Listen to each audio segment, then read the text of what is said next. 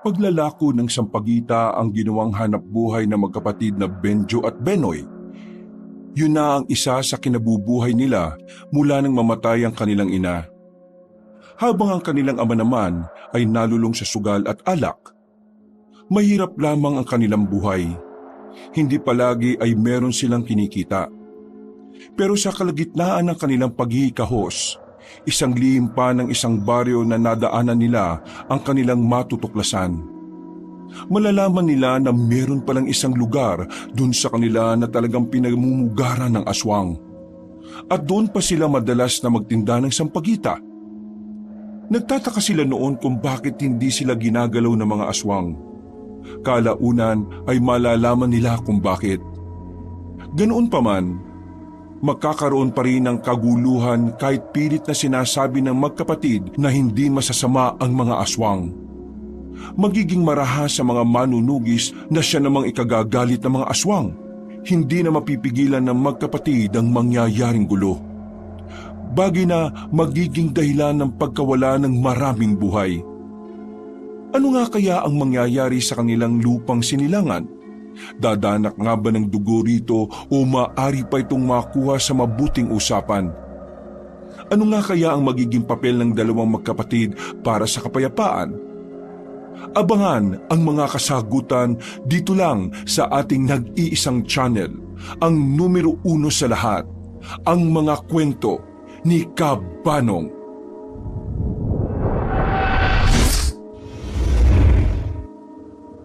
Taob na naman ang kaldero at nakakalat pa ito sa sahig nang makabalik na ng bahay ang magkapatid na Benjo at Benoy. Pagdating nila sa loob ng bahay, nakita nila ang amang si Douglas na nakasimangot na naman. Himalang hindi ito nakainom. Pero base sa itsura ng mukha nito, mukhang natalo na naman ito sa sugal. Wala na naman kanin. Ano na naman bang ginawa niyong dalawa, ha? Naglako kami ng sampagita, tay, at saka umextra sa kung ano-ano. Hindi ba ang sabi ko? Tigilan niyo na yung ginagawa ninyo. May trabaho naman ako, ha? Baka sabihin pa ng iba dyan pinababaya ako kayo rito.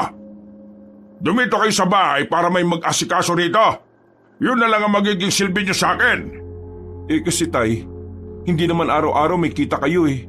Kapag hindi kami nagtrabaho at kapag wala rin kayong kita, edi wala tayong kakaining 3. Abat, minamalit mo ba ang trabaho ko, Benjo? Hindi naman po sa ganun, tay. Sinasabi ko lang po yung totoong nangyayari. Kaya nga po kami nagtrabaho para kahit na papano nakakatulong kami sa gastusin. Ay tapos ano? Machichismis na naman ako sa labas na babaya akong magulang sa inyo. Totoo naman po Kasi kung hindi mo kami pinababayaan, hindi naman kami makakaisip na magtrabaho Mas marami ka bang sinasayang na pera sa sugal kaysa sa amin. Abat! Tama na po, tay. Huwag niyo na pong saktan ng kuya. Ang kapal ng mukha mo magsalita ng ganyan, ha? Bakit?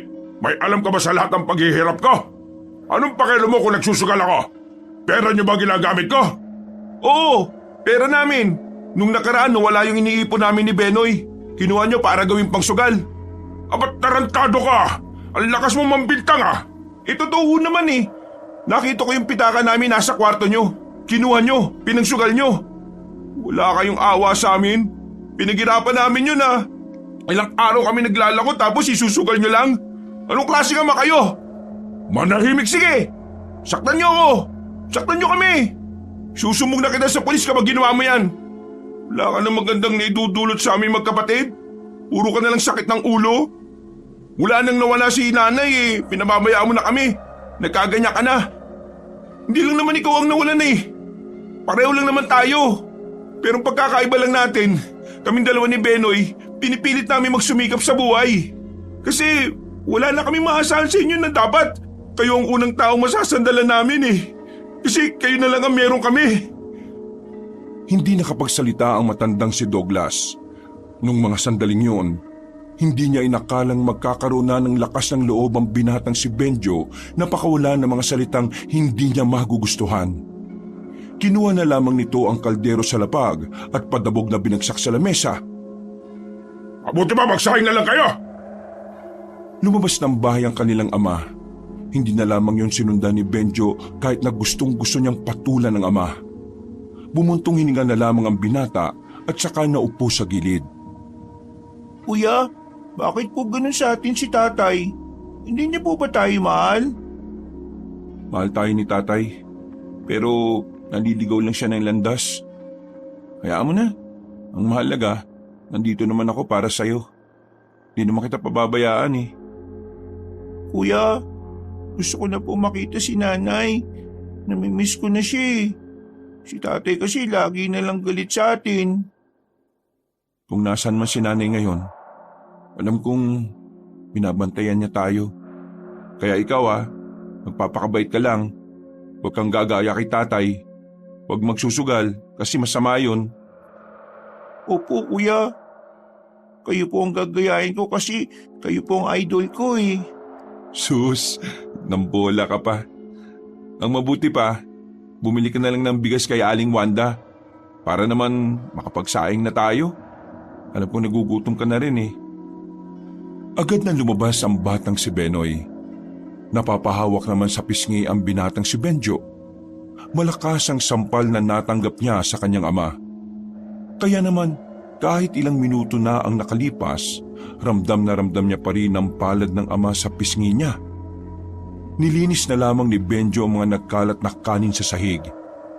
Napapabuntong hininga na lamang siya dahil sa paulit-ulit na nangyayari sa bahay nila. Kung siya nga lang ang masusunod, matagal na niyang iniwan ng ama nila. Pero alam naman niyang hindi yun gusto ng kanyang kapatid. Hindi naman kasi dating gano'n ang kanilang ama. Maayos naman ito noon. Hindi man ito sweet sa kanila, pero hindi ito madalas magalit. Mahinahon itong nakakausap at hindi nagbabarumbado. Nagbago lang talaga ang lahat nang mawala ang kanilang ina dahil sa sakit na cancer sa dibdib. Makalipas ang ilang sandali ay nakapagsaing na rin sila. Nailuto na rin ni Benjo ang mga natitirang ulam nila. Pagbalik ng kanilang ama, sabay-sabay na silang kumain. Hindi nagsasalita si Mang Douglas. Parang nagmamadali nga itong kumain dahil wala pang 5 minuto, tumayo na ulit ito at kinuha ang nakasabit na jacket sa pintuan. Sana naman po kayo pupunta. Huwag mo akong pakialaman. Asikasuhin mo lang yung kapatid mo. Manahimik ka baka masampal na naman kita. Huwag kayong masyadong papagabi Anong huwag masyadong papagabi? Gabi na Padabog na lumabas at sinarado ni Mang Douglas ang pinto. Hindi na lamang inintindi ng magkapatid ang kanilang ama. Itinuon na lamang nila ang atensyon sa kinakain. Matapos yun, inihanda na nila ang kanilang tutulugan. Sa maliit at yari sa kawayan na sala nila, natulog ang dalawa. Naglatag lang sila ng abanikong banig at iisang unan. Nauna nang nakatulog ang batang si Benoy, habang si Benjo ay nakatulala pa rin. Naiisip niya ang inaalok sa kanyang trabaho ng tito ng kaibigan niya. Trabaho yun sa Maynila na kung saan mas malaki ang kinikita kumpara sa pag-extra-extra niya at pagtitindahan ng kung ano-ano. Pero hindi niya pa rin kayang iwan si Benoy. Alam niyang kapag nagkahiwalay silang dalawa, magiging kawawa ang kalagayan nito. Umiling-iling na lamang ang binata at pilit na inaalis ang ideyang iyon sa utak niya. Itutuon na lamang niya ang atensyon sa mga raket niya. Kahit na hindi naman kalakihan ang sahod, ang mahalaga naman sa kanya ay magkasama sila ng kapatid. Kinabukasan ay maagang nagising ang magkapatid para ihanda ang sampagita na galing kay Aling Wanda. Si Aling Wanda ang nagsusuplay sa kanila ng sampagita na araw-araw nilang inilalako sa kung saan-saan. Meron akong pinasobra dyan para naman kahit papaano malaki ang tubo ninyo. Maraming salamat po, Aling Wanda. Malaking tulong po sa amin yung magiging sobra kapag naubos na po ito. Idagdag nyo sa ipon ninyo. Alam nyo naman na mahirap ang buhay, lalo na kapag wala kang madudukot. Yung ipon po namin, kinuha na ni tatay, tapos... Uy, Benoy! Ano ka ba? Sinabi mo pa. Kinuha ng tatay nyo ang ipon yung dalawa. Abay, pambihira naman talaga, oo. Nasaan na ba yung Douglas na yan? Huwag niyo na po siyang intindihin. Ayos lang naman. Hindi! Sira ulo tong tatay ninyo. Kaya ko nga kayo pinagtitinda ng sampagita para makapag-ipon at may sarili kayong pera. Ay, Douglas! Lintik kang matanda ka, ha? Pumasok ng kanilang bahay ang matandang si Wanda. Naabutan ng matandang babae ang kanilang ama na nakahilata sa papag. Agad na pinalo ni Aling Wanda si Mang Douglas sa paa gamit ng tsinelas. Ano ba, Wanda? Bakit ka ba narito sa bahay namin? At bakit ka nang iistorbo ng tulog? Ang kapal na mukha mo! Ano itong sinasabi ng dalawa na kinuha mo raw yung pera nila at pinangsugal mo pa? Hindi ka na nahiya sa dalawang ito? Wala na ba talagang kahihiyan na meron sa katawan mo? Bakit ka ba nakikialam? Parte ka ba ng pamilyang to? Hindi ako parte ng pamilya, pero matalik na kaibigan ko si Nida. Hindi ko kayang isipin na ginaganito mo ang anak ng matalik kong kaibigan. Kaya ikaw ayusin mo ang buhay mo. Kasi kapag ako napuno sa iyo, Douglas, ipapadampot na talaga kita sa pulis. Hindi na nakapagsalita ang matandang lalaki. Naramdaman na kasi nitong tila seryoso si Aling Wanda sa sinasabi nito. Hindi na naman kasi lingid sa kaalaman nila na kayang-kayang gawin yun ni Aling Wanda. Marami kasi itong koneksyon sa kanilang lugar. Gawa nga ng anak nito ay pulis din sa bayan. Ibalik mo ang pera ng dalawang ito kasi kung hindi, ipapakulong kita sa kasong pagnanakaw. Naintindihan mo ba ako, Douglas? Oo na. Napakapakilamera mo talaga. Kung hindi kayang magsalita ng dalawang anak mo, ako magsasalita para sa kanila. Salamat ka na nga lang at nagmana sila sa nanay nila. Kung naging masama rin ang ugali nila katulad mo, baka pinabayaan ka na lang nilang mag-isa sa buhay. Wala nang salitang lumabas sa bibig ng matandang si Douglas. Tila nasang palito na matatalim na salita ni Aling Wanda. Matapos ang pag-uusap na yon, umalis na rin ang magkapatid para simulan ang pagtitinda ng sampagita. Habang naglalakad, may nakasalpak pang lollipop sa bibig ng batang si Benoy. Kuya, marami kuya tayong mabibenta ngayon? Siguro naman marami-rami. Sa pagkakaalam ko kasi, besta na sa Barrio 3. Sa Barrio 3 tayo pupunta, kuya? Di ba sabi nila, sa Barrio 3 daw may nakikitang aswang? Napangiti si Benjo. Hindi niya kasi inaasahan na magagawa pang maalala ni Benoy ang bagay na yon. 3 taon na kasi ang lumipas mula nung kumalat sa baryong yon ang kwentong aswang. Pero wala namang naging matibay na ebidensya na meron ng aswang doon. Pero lahat naman ng tao sa kanila ay naniniwalang kasama pa rin ng tao ang mga aswang sa mundong ito. Uy, ano ka ba, Benoy? Matagal nang usapin yun Pero wala namang napatunayan na meron ng aswang doon. Baka nagkamali lang sila. Pero naniniwala ko ba kuya sa aswang na totoo sila? Benoy, ang mga aswang, marami pa tayong hindi natutuklasan sa mundong ito Kaya tingin ko, hindi naman malabong totoo nga sila. Sa ngayon, hayaan mo na muna yun. Ang mahalaga ngayon maraming pasobrang sampagita si Aling Wanda. Maraming mapupunta sa atin. Ganado ang magkapatid ng mga sandaling yon. Pagdating nila sa Barrio 3, nakita nilang ang dami ng tao sa labas kahit na tanghali pa lang. Kaya naman, marami agad silang nabenta na sampagita. Halos kumalahati agad ang hawak-hawak nilang dalawa. Nang makaramdam ng gutom, umupo sila sa gilid. Sabay nilang kinain ang binigay sa kanilang puto ng nadaanan nilang bakuran. Anip, kuya. Buti dito ang daming mababait, no? Parang si Aling Wanda lang yata ang mabait nun sa atin, Marami rin namang mababait sa atin. Hindi lang talaga natin nakikita. Makalipas pa ang ilang oras ay naubos na rin ang kanilang mga paninda. Inabot na sila ng gabi sa baryong yon. Uuwi na sana sila pero kailangan pa nilang hanapin ang sisiw na binili ni Benoy. Nakatakas kasi yun at tumakbo palayo. Kuya, Kailangan ko sumanap ha. Kawawa naman siya eh. Baka masagasaan siya sa kalsada o kaya baka kainin siya ng pusa. Pambira naman talagang sisiw yan, oh. Saan mo ba kasi nakitang tumakbo? Doon! Papunta doon oh! Tinumbok nila ang direksyon na sinasabi ni Benoy. Narinig nila ang tunog ng sisiw kaya mas lalo silang nagkaroon ng dahilan para magpatuloy. Matalas ang mata ni Benoy kaya kahit medyo madilim, nakita nito ang sisiw na tumakbo papasok ng kagubatan. Dali-dali silang tumungo roon. Hanggang sa hindi na nga nila namalayan na unti-unti na pala silang napapalayo. Nasa kalagitnaan na sila ng gubat nang mahuli na nila ang sisiw. Ikaw ah! Pasaway ka ah! Bakit mo kami pinahabol ah? Sinuyod ni Benjo ng tingin ang buong paligid. Nakakaramdam ng kaba ang binata dahil sa posibilidad na merong ahas na tumuklaw sa kanila. Aalis na sana sila roon nang biglang may narinig silang tinig ng matanda na parang nahihirapan. Tinig yun ng isang matandang lalaki. Humihingi ng tulong sa kanila.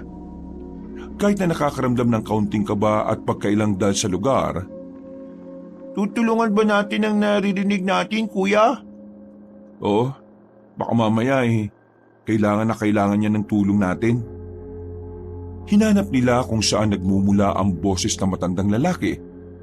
Kakalakad nila, nahanap nila ito sa likuran ng puno. Nakasandal, sugatan ang buong katawan. Hindi na makagalaw. Ano pong nangyari sa inyo? Bakit ang daming sugat ang buo nyo katawan? May nakaaway po ba kayo? Pakiusap. Kunin niyo sa bulsa ko ang itim na tela na may laman na itim na bato. Isubo niyo sa bibig ko. Hindi ko maigalaw ang buong katawan ko. Itim na tela na may itim na bato? Agad-agad na kinapa ni Benjo ang bulsa na matanda. Nakuha niya nga roon ang sinasabi nito. Hindi man alam ng dalawa kung para saan ang itim na bato, pero isinalpak niya pa rin yun sa bibig na matanda. Nilunok yun ng matanda at sandaling huminga ng malalim. Mga ilang sandali lang nawala na rin ang hingal na matanda. Nakita nilang naigagalaw na rin ito ang kanyang mga kamay. Kaya naman nakahinga na rin ng maluwag ang magkapatid. Ano pong nangyari sa inyo? Bakit ang dami niyo pong sugat? Inasaki ako ng mabagis na hayop habang naghahanap ako ng mga halamang gamot.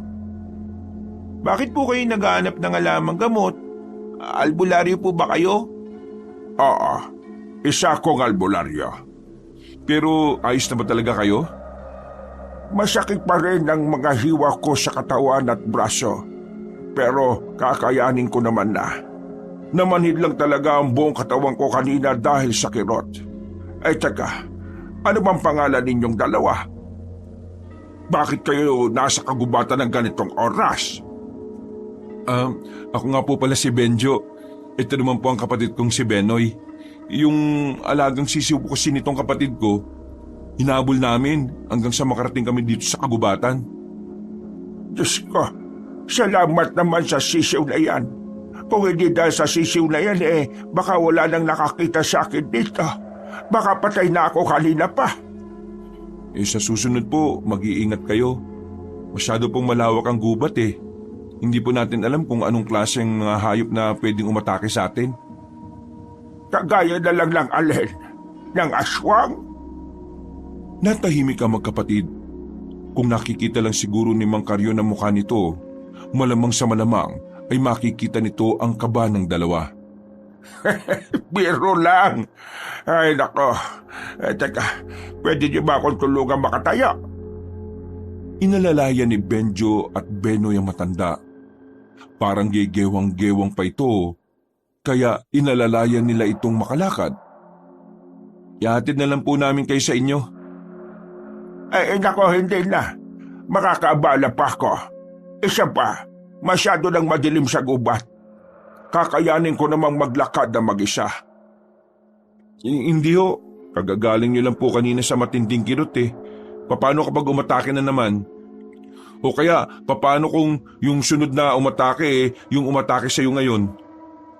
Maraming salamat sa kabutihan, iho. Pero hindi na nila ako aatakihin. Pero kung gusto nyo talaga ako ihatid, ihatid nyo na lang ako sa kalsada. Itong daan pag diniretso natin, doon nyo na lang ako ihatid. Tumango na lamang si Benjo. Pinagpatuloy nila ang kanilang paglalakad. Hanggang sa marating na nga nila ang sinasabi ng matanda.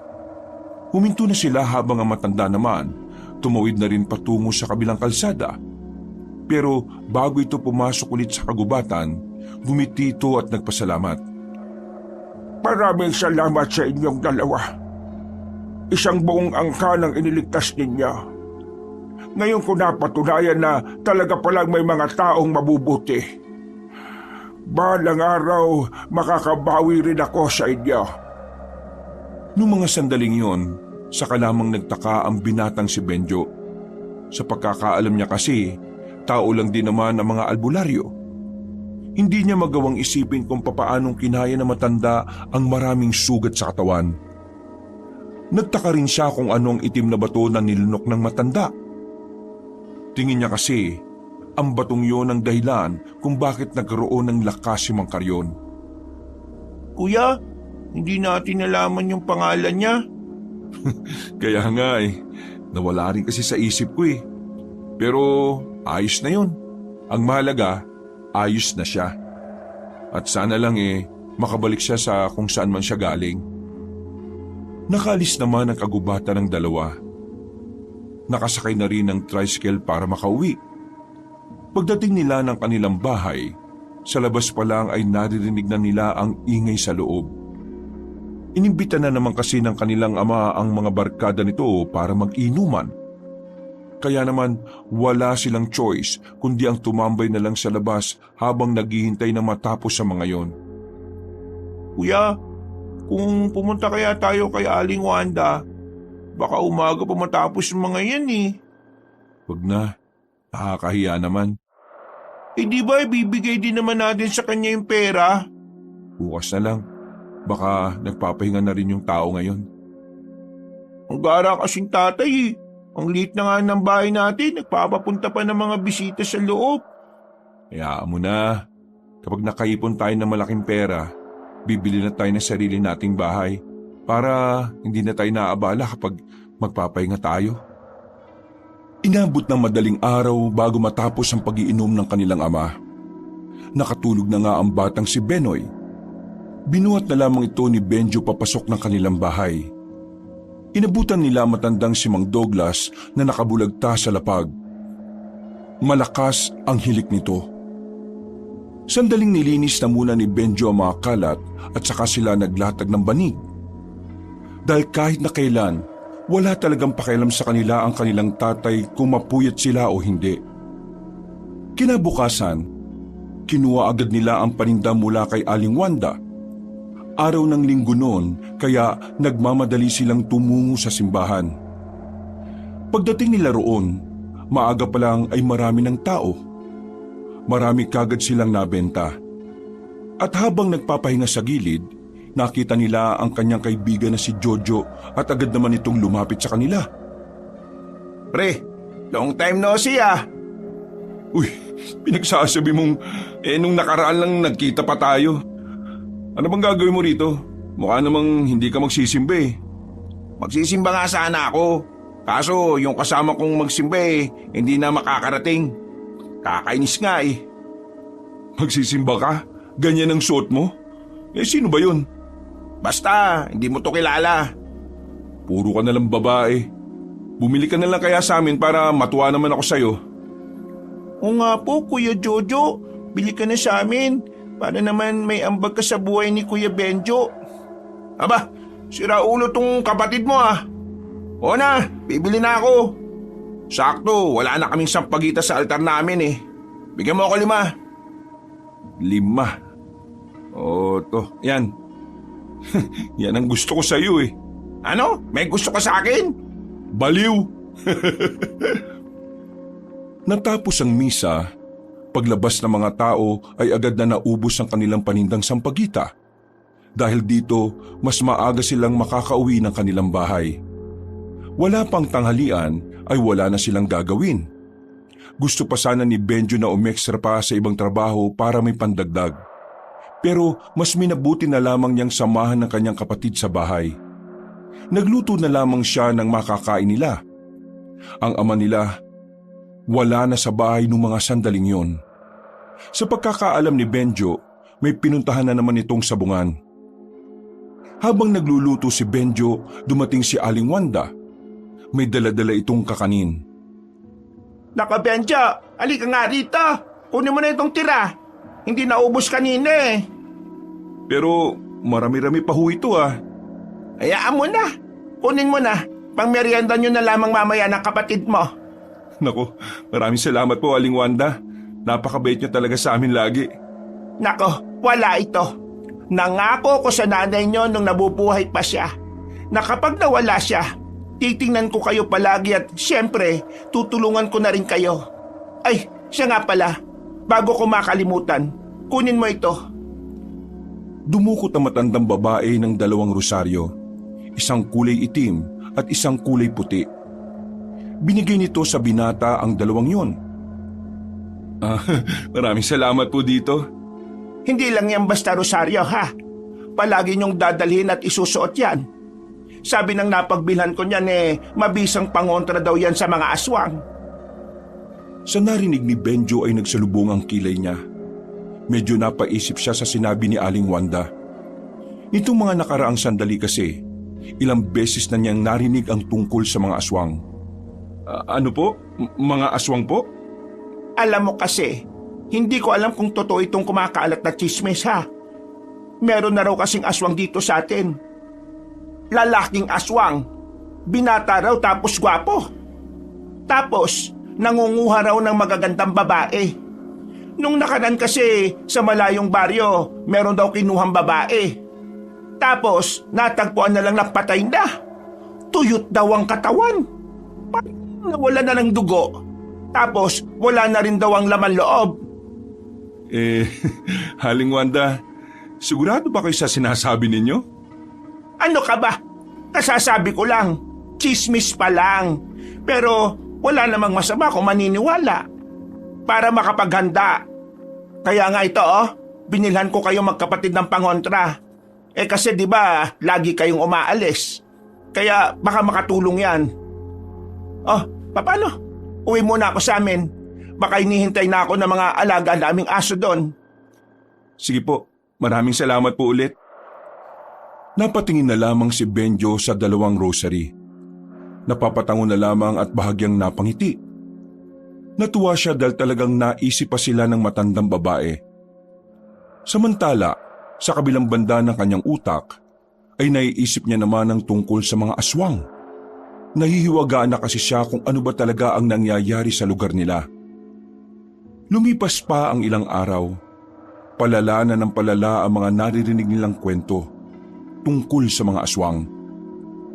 Kahit saan sila pumunta, ginagawang sentro ng usapan ang aswang.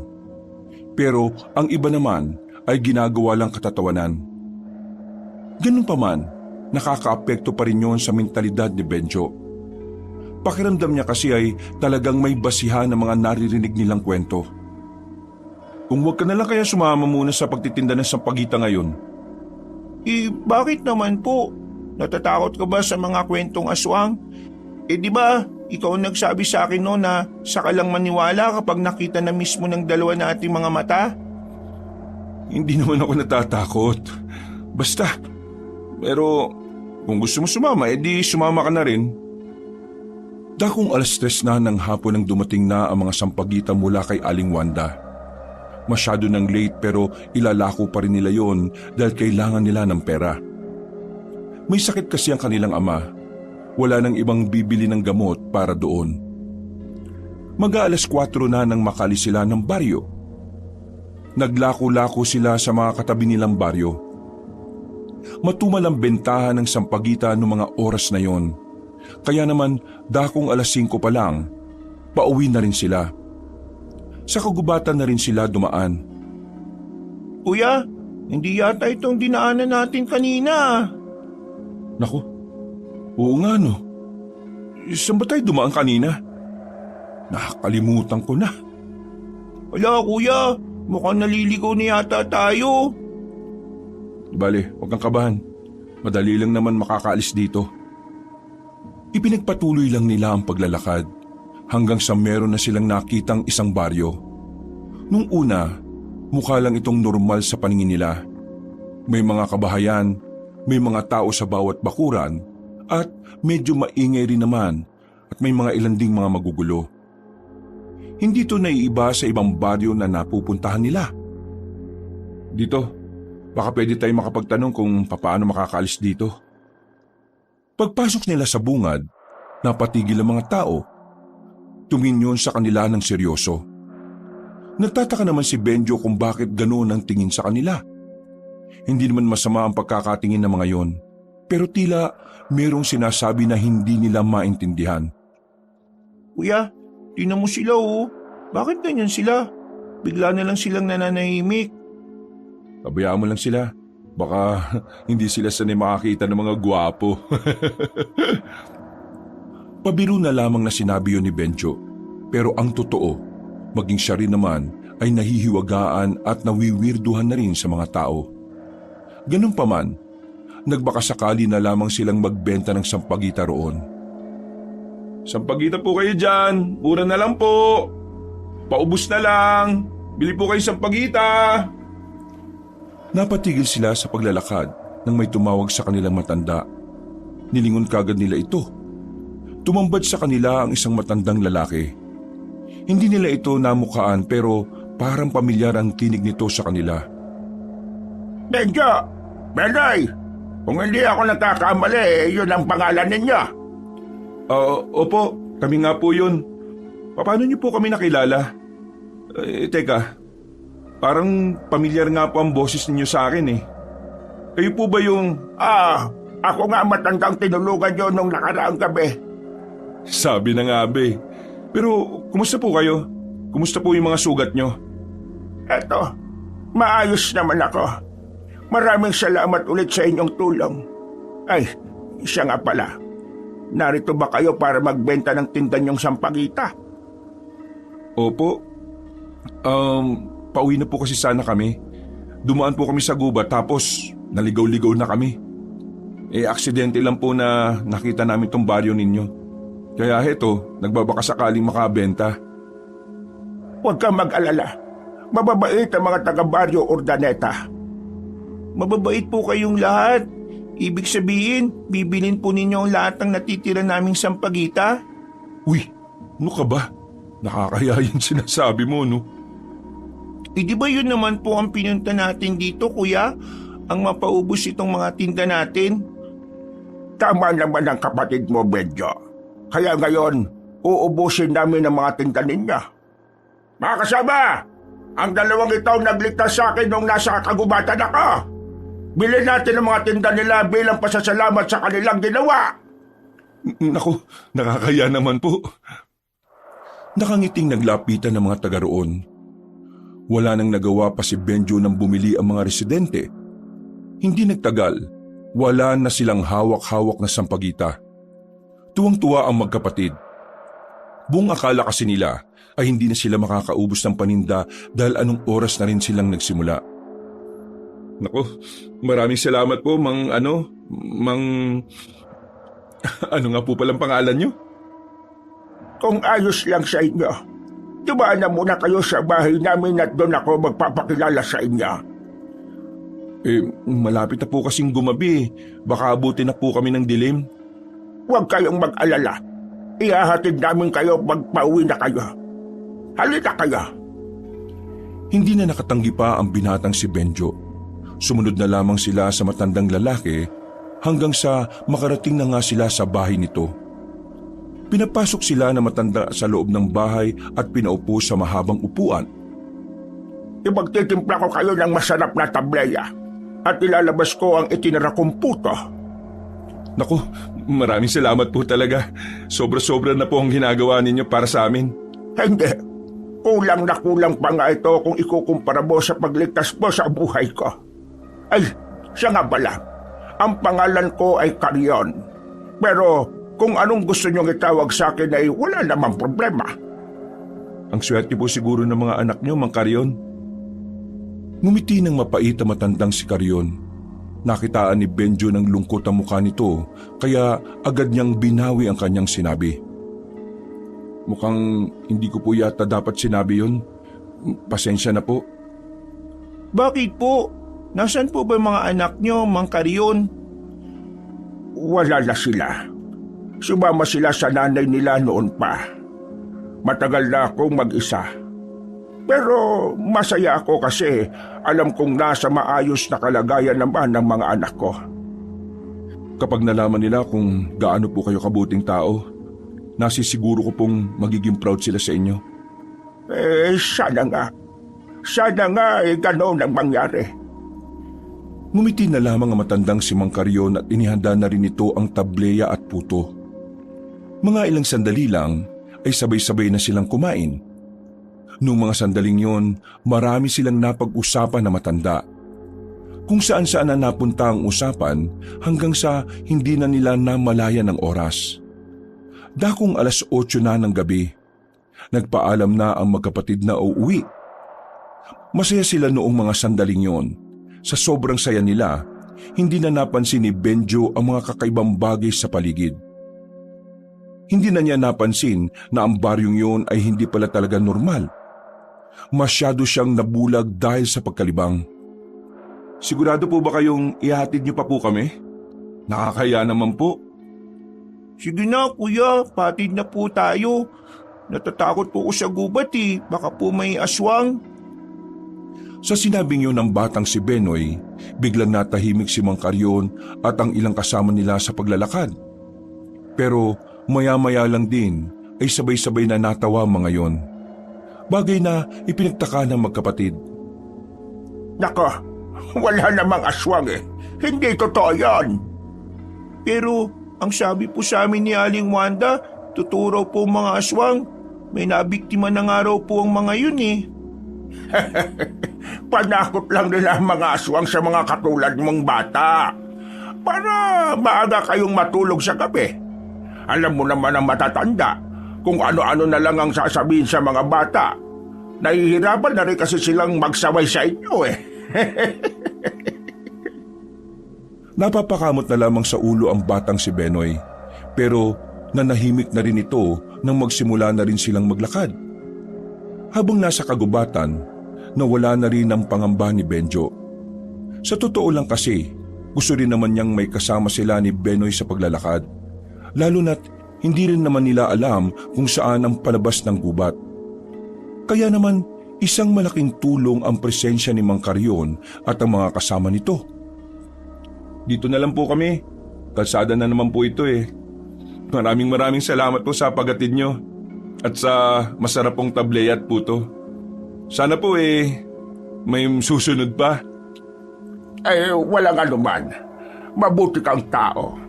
At ang mga mabuting tao na gaya mo, ng kapatid mo, ay lubos naming iginagalang at pinahahalagahan. Huwag kayo mag-alala. Kung totoo man ng mga aswang, hindi nila kayo mag-agalaw. Pinapangako ko yan sa inyo. Marami pong salamat, Mang Carrion. The best po talaga kayo. Nako, marunong din pala mambola ang batang ito. Natutunan niya po yan sa mga kalaro niya Nagtawanan sila sandali at pagkatapos noon, naglakad na rin ang magkapatid palayo. Magaan ang kalooban ni Benjo sa mga sandaling yon. Wala na siyang nararamdamang takot o pangamba kahit na sila na lang ang tao sa kanilang dinaraanan. Bandang 10:00 na nang makauwi na sila sa kanilang baryo. Pero bago sila makarating sa kanilang bahay, nadaanan nila ang barangay hall na maraming tao sa labas. Nung una, inakala ni Benjo na maraming namimigay na naman ng libreng bigas. Pero nagbago ang iniisip nila nang marinig niya ang sinabi ng isang lalaki sa gilid. Ha? Aswang na naman? Ano na naman bang nangyari? Uy! Oh, Jojo! Bakit parang gulat na gulat ka? Benoy, sabog ba kuya mo? Ano pong sabog? Uy, umayos ka nga sa mga sinasabi mo ha. Hindi alam ni Benoy yung ganun. Ay, wala. Ang sabi ko, bakit ngayon lang kayo umuwi? Pinaubos pa namin yung natirang mga sampagite eh. Pero ano bang meron dito? Bakit ang daming tao? Bigayan na naman ba ng bigas? Kanina kasi, may humingi ng tulong sa barangay. Isang babae. Yung asawa daw niya, hinila ng kung ano papunta sa madilim na parte ng daan. Tapos kanina, makalipas ang kalahating oras yung asawa niya lumabas ng gubat, duguan, laylay na yung isang kamay. Tapos, nakarating pa rito sa barangay. Ayun, nasa loob. Pero nakatakip na ng dahon ng saging. Namatay na eh. Ang dami na kasing doong nawala. Sabi nila, maraming sugat daw yung lalaki. Basta, palalaking hiwa, hindi normal. Narinig nyo naman yung sinasabi nila, di ba? Baka raw aswang ang pumatay. Kwento kasi ng babae, siya raw dapat ang hihilahin kasi buntis siya. Pero humanang yung asawa niya. Kaya yan, paanaw. Napalunok ng laway ang binatang si Benjo nang sabihin yun ng kanyang kaibigan. Tingin mo pre, may aswang talaga rito sa atin? Tingin ko aswang talaga eh. Yun ang kwento ng babae ah. Hindi naman mukhang siraulo yung babae para mag-imbento siya ng kwento. At saka, kitang-kita sa mukha niya yung takot eh. Kung totoong may aswang, bakit biglaan naman? Ha? Anong biglaan? Ano bang gusto mo? Magpapaalam muna yung aswang na darating siya para makapaganda ang mga biktima niya? Malamang biglaan nga yan para makapambiktima siya. Hindi, ang ibig ko sabihin, di ba wala namang ganyan dito sa atin noon? At yung usapan sa aswang, hanggang Barrio 3 lang yun eh. Bakit nakarating na rito sa atin? Alam mo naman na may tenga't matang chismis, di ba? May paan na nga rin kaya kung saan nakakarating. Kaya ikaw pre pati na rin ikaw Benoy, mag-ingat kayo palagi. Ang usap-usapan pa naman ang kinukuha ng aswang bata at mga babaeng magaganda o kaya buntis. Ay Diyos ko, nakakalungkot na talaga ang buhay ngayon. Kakainin niya rin po ba ako kapag nahuli niya ako? Aba, hindi lang basta kakainin, ipapalamang ka pa niya sa tiyan. Magmumukha kang burger. O kaya naman sahog sa ibabaw ng pizza. Uy, tumigil ka na nga. Tinatakot mo yung kapatid ko eh. O sige na, alis na kami. Maglalakad na sana magkapatid nang biglang may mga dumating na kalalakihan. Isa sa mga kalalakihan na yon ay ang lalaking nangunguna sa paglalakad. Matangkad, maskulado ang katawan at kitang-kita sa kilos nito ang pagiging leader ng mga yon. Yang mga yan, mga manunugis yan na kinausap ni Kapitan. Papa-imbestigan daw kasi yung nangyari sa lalaki. Ayaw nila tumawag ng pulis kasi hindi naman daw maniniwala. Mga manunugis ha? Ayos. Hindi na lamang pinansin ni Benjo ang mga yon. Umuwi na lamang sila ni Benoy sa kanilang bahay. Makalipas lang ang isang oras, dumating ang kanilang ama.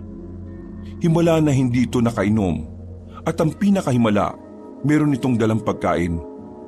Inilapag ni Mang Douglas ang daladala nito sa lamesa. Umupo at saka nagbilang ng pera.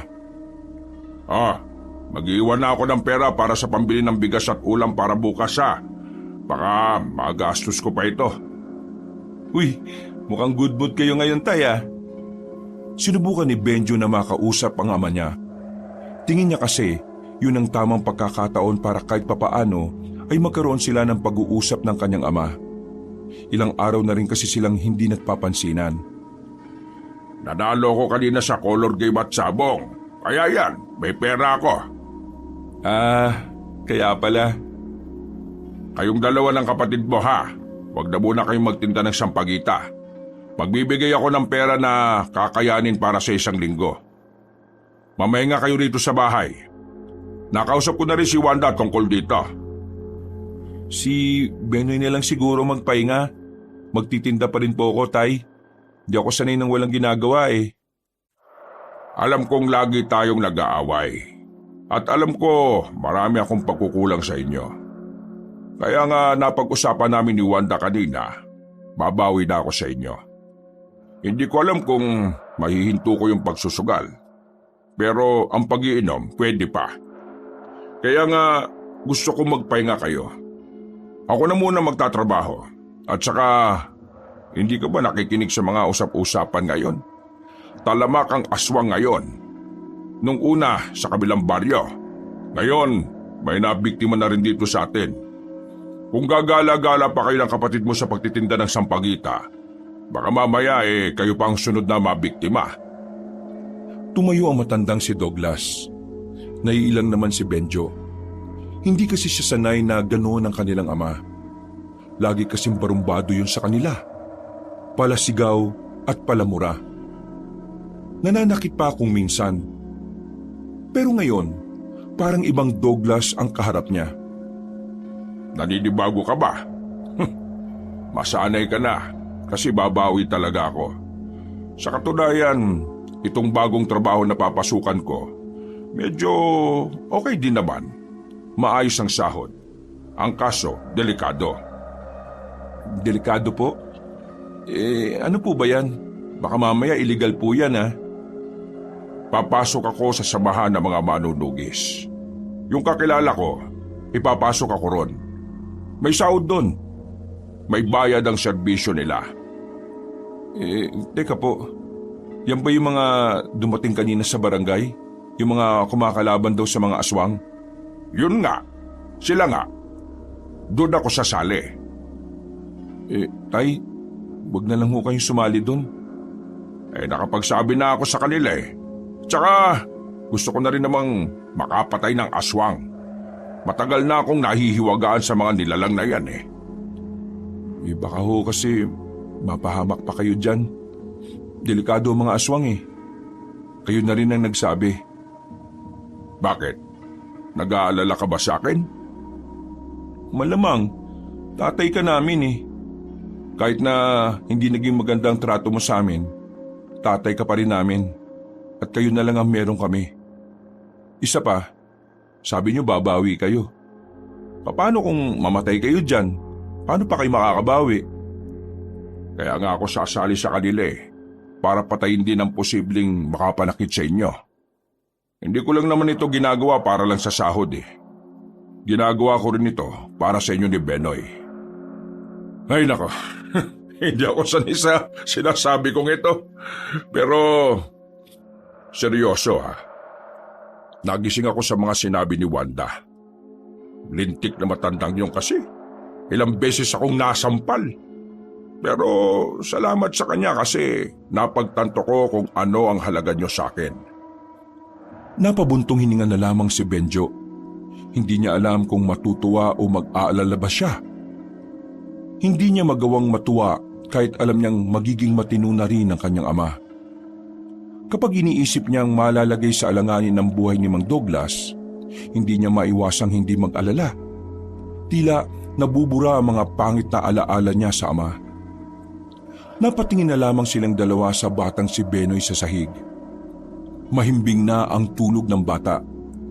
Kapag nakikita niya ang nakababatang kapatid, naiisip niya lalo na kailangan nilang makasalba sa pang-araw-araw. 1 linggo ang nakalipas. Hindi talaga nagpapigil si Mang Douglas sa gusto nitong makasali sa mga manunugis. Sa katunayan, 5 araw na itong nagsasanay kasama ang mga bago nitong kakilala.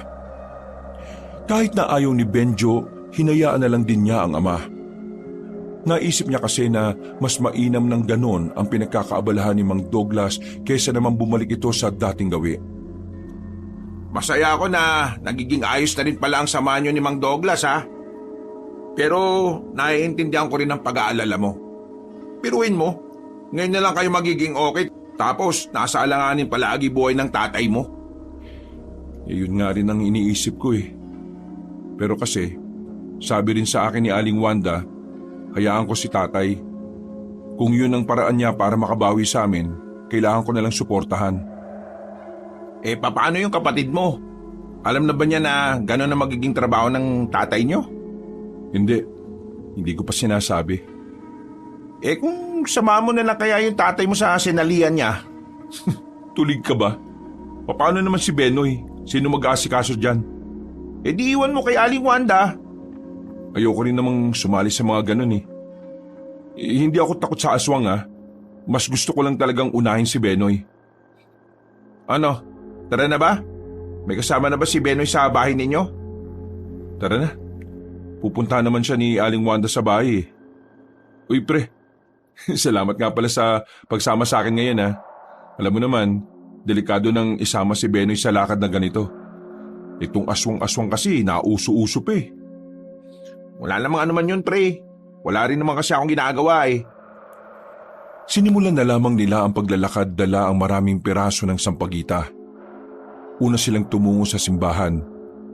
Kahit na papaano ay nakalahati ang tinda nila. Pero dahil hapon na noon, hindi alam ni Benjo kung mauubos pa ba ang mga yon. Kaya naman naisipan niyang pumunta sa Baryo Urdaneta. Baryo ano? Urdaneta? Oo. Bakit? Hindi mo ba alam ang lugar na yon? Ang dami ko nang napuntahan na baryo dito sa probinsya natin pero yung baryo na sinasabi mo hindi ko alam eh. Kahit pamilyar, hindi. Sigurado ka ba na yun ang pangalan? Oo, yun nga ang pangalan ng baryo. Bakit ba? Wala lang. Bago lang kasi sa pandinig ko eh. Pero wala ka na bang ibang alam na lugar na pagbebentahan yan? Wala na eh. Doon kasi sigurado mauubos to. Kilala ko mga taga ron eh. Kilala? Paano mo naman nakilala hindi ka naman taga ron? Basta, mahabang kwento. Nanahimik na rin si Jojo na makarating na sila sa kagubatan. 5:00 pa lang naman noon kaya nakikita pa nila ang kanilang dinaraanan. Makalipas lang ang ilang minuto, nakita na rin nila ang baryo ng Urdaneta. Mabilis na naglakad si Benjo. Paglapit pa lang niya sa bungad, nakilala na siya ng ilang taong naroroon. Kumuhay pa nga sa kanila ang iba. Hindi pa man nagsasalita si Benjo, may mga bumili na sa kanila ng sampagita. Sa kanilang pagpapatuloy ng paglalakad, hindi pa sila nakakarating sa bahay na matandang si Carrion ay ubus na kagad ng sampagita. O di ba? Sabi ko naman sa iyo eh. Oo nga eh. Okay ka rin ha. Para ka palang artista dito, no? Pero ano bang gagawin natin dito? Hindi pa ba tayo uuwi? Dadalawin ko lang yung kakilala ko matanda rito. Albularyo yun. Albularyo? Oh, bakit? Pwede natin siyang tanungin kung may alam siya sa mga aswang-aswang na yan. Baliw. Mukha kasing hindi siya naniniwala sa aswang eh. Ha? Albularyong hindi naniniwala sa aswang? O bakit? Meron nga pulis, hindi naniniwala sa aswang eh. Ano naman ngayon kung may albularyong ganon? Timang, ang pulis maintindihan ko pa kung hindi siya naniniwala sa aswang. Iba ang linya ng trabaho nila eh. Pero ang albularyo, parang ang gulo lang na hindi siya naniniwala sa aswang. Trabaho nga ng mga albularyo na labanan ng mga masasamang elemento o nilalang eh. Tapos sasabihin mo, hindi siya naniniwala sa aswang? Ganun ba yun? Oo nga, gagi. Kapag albularyo ka, matik yan. Dapat naniniwala sa mga bagay na mahirap paniwalaan para sa ibang tao. Isa na riyan ay ang tungkol sa mga aswang. Dapat pinaniniwalaan niya yun. Napaisip ang binatang si Benjo sa sinabi ng kanyang kaibigan. Napagtanto niyang may punto naman talaga ang sinasabi ni Jojo sa kanya. Ngayon, bigla na lang din niyang naisip na bakit kailangan magsinungaling sa kanya na matandang si Carrion. Nang marating na nila ang bahay na matanda, pumasok sila agad at kinatok ang pintuan. Maya-maya lang ay agad din namang lumabas sa matandang lalaki. Napangiti agad ito nang makita si Benjo, pero nawala ang ngiti nang mapagtantong may kasama ang binata. Si Jojo nga po pala, kasama ko po. Kaibigan ko siya. Wala po si Benoy eh. Hindi ko na po muna pinasama. Nitong mga nakaraan kasi, mas lalong naging malala yung issue tungkol sa mga aswang. Ay, ganun ba? Ay, sige, pumasok na muna kayo. Ipagtitimpla ko kayo ng tableya. Habang naghihintay sila sa matanda, hindi mapakali ang mga mata ni Jojo. Tingin ito ng tingin sa kung saan-saan. Uy, mata mo. Para kang may gagawing masama ah. Nahihiwagaan ako sa bahay na to, pre. Hindi naman ganito mga bahay ng albularyo eh. Ha? Ano bang gusto mong bahay? Malaki? Hindi. Ang bahay kasi ng albularyo, maraming nakasabit na burloloy. Dito, wala naman akong nakikita eh. Tumigil ka na nga, nakakaya ka. Baka marinig ka pa ni Mang Karyon, isipin niya pinag-iisipan mo siya na masama. Nagkibit-balikat na lamang si Jojo. Maya-maya lang ay nakabalik na rin ang matandang lalaki. Nagkaroon sila ng kaunting pag-uusap. Nagkakwentuhan kung ano-anong pinagtawanan nila. Pakiramdam ni Benjo, matagalan niyang kakilala ang matanda. Nang matapos na ang kanilang pag-uusap, binigay na rin ni Benjo ang natitirang sampagita. Huwag niyo na po kaming ihatid. Mukhang kailangan niyo na pa pong magpahinga. Parang inaantok pa po kasi kayo eh. At saka, anong oras na rin naman po? Kaya nga eh, medyo masama rin kasi ang pakiramdam ko. Pasensya na kayo ha.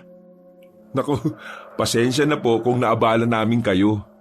Hindi naman kayo nakaabala. Sa katunayan mas gumaan ang pakiramdam ko kasi meron akong nakausap. Pero, babawi na lang ako sa susunod.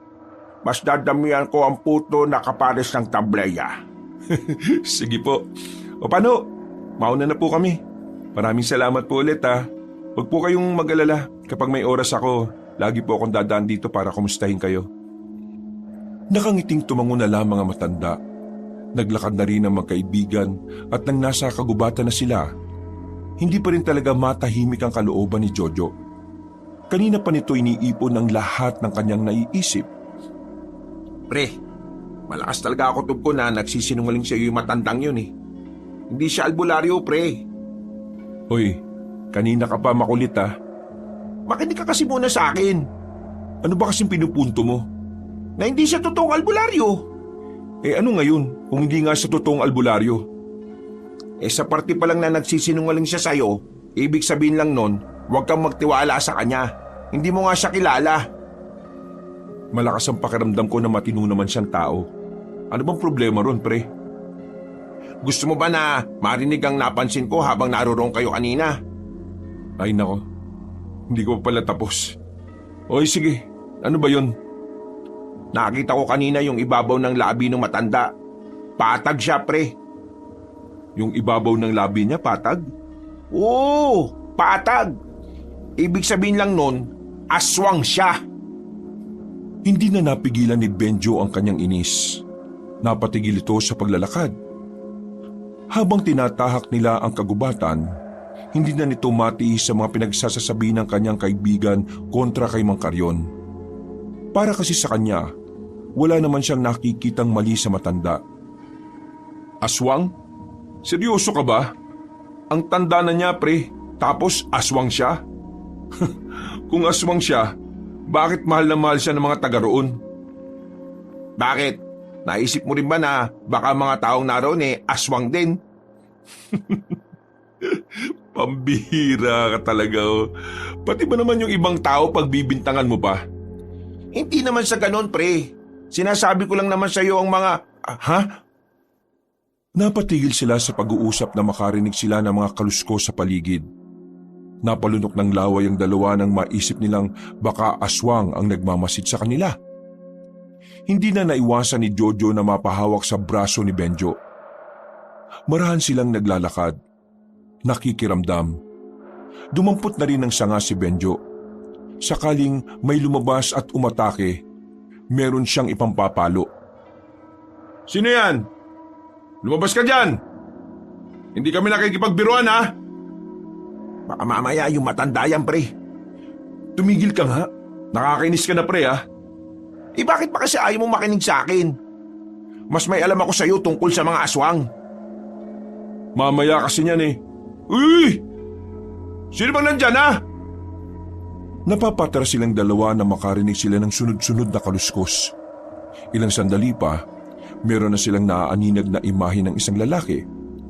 Madilim sa kinilalagyan niya, kaya hindi nila agad makita. Ang alam lang nila, masama ang pakiramdam nila sa lalaking yon. Sino ka? Anong kailangan mo? Wala silang natanggap na tugon mula roon. Pero nagtayuan ang kanilang balahibo nang biglang umangil ang lalaki. Sa puntong ito, nakasiguro na silang ang kanilang kaharap ay isa nga talagang aswang. Aswang yan, pre, pero hindi siya yung matanda. Eh di ngayon alam mo nang hindi aswang si Mang Karyon. Hindi nagtagal, nakita nilang gumagapang na ang lalaki patungo sa kanila. Tumalon yun at pumaibabaw kay Benjo. Buti na lang ay nahawakan ni Benjo sa balikat ang lalaki para hindi ito makakagat sa liig niya. Jojo, hampasin mo dali! Nang alin? Nang kahit na ano! Kinuha ni Jojo ang nabitiwang sanga ni Benjo. Pinalo ni Jojo ang lalaking aswang sa likuran. Pero sa kasamaang palad, wala namang talabang ginawa niya. Napukaw lang niya ang atensyon ng aswang. Akmang lalapit na ang aswang kay Jojo nang biglang dumating si Mang Karyon. Gumilig kayo, Benja! Sinunod nila ang sinabi ng matanda. Nabigla sila sa sunod na ginawa ni Mang Karyon. Kita nila kung papaanong ibinalibag nito ang lalaking aswang. Parang hindi ito matanda. Pero mas ikinagulat nila ang huli nitong ginawa. May lumabas na mahahabang kuko sa matanda. Kinalmot nito ang kaharap na aswang. Dahil dito ay tumakas ang lalaki. Mang Karyon, anong ibig sabihin nito? Pre, di ba sabi ko sa iyo tama ako? Huwag kayong matakot. Ipapaliwanag ko sa inyo ang lahat. Halika kayo, sumunod kayo sa akin. Naglakad na matandang lalaki. Nakarating sila sa ilog. Umupo ang matanda sa malaking bato. Umupo rin naman ang magkaibigan sa isa pang bato na kaharap lang din naman ito. Pre, tama pa ba na sumusunod tayo dito? Aswang nga yan. Kailangan ko marinig ang paliwanag niya.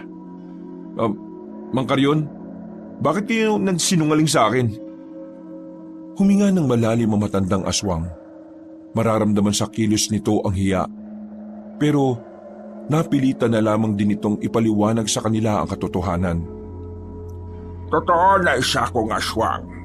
Kami, lahat ng taga-Ordaleta. Pero hindi kami ang aswang na dapat niyong katakutan. Namumuhay kami ng payapa. Parang pamumuhay ng isang karaniwang tao na gaya ninyo. Inilihim ko sa iyo ang tungkol sa pagiging aswang namin dahil natakot ako na kapag nalaman mo isumbong mo kami sa mga tao. Na baka kapag nalaman mo, magugulo ang pamumuhay namin. Pasensya ka na kung naisip ko ito sa iyo.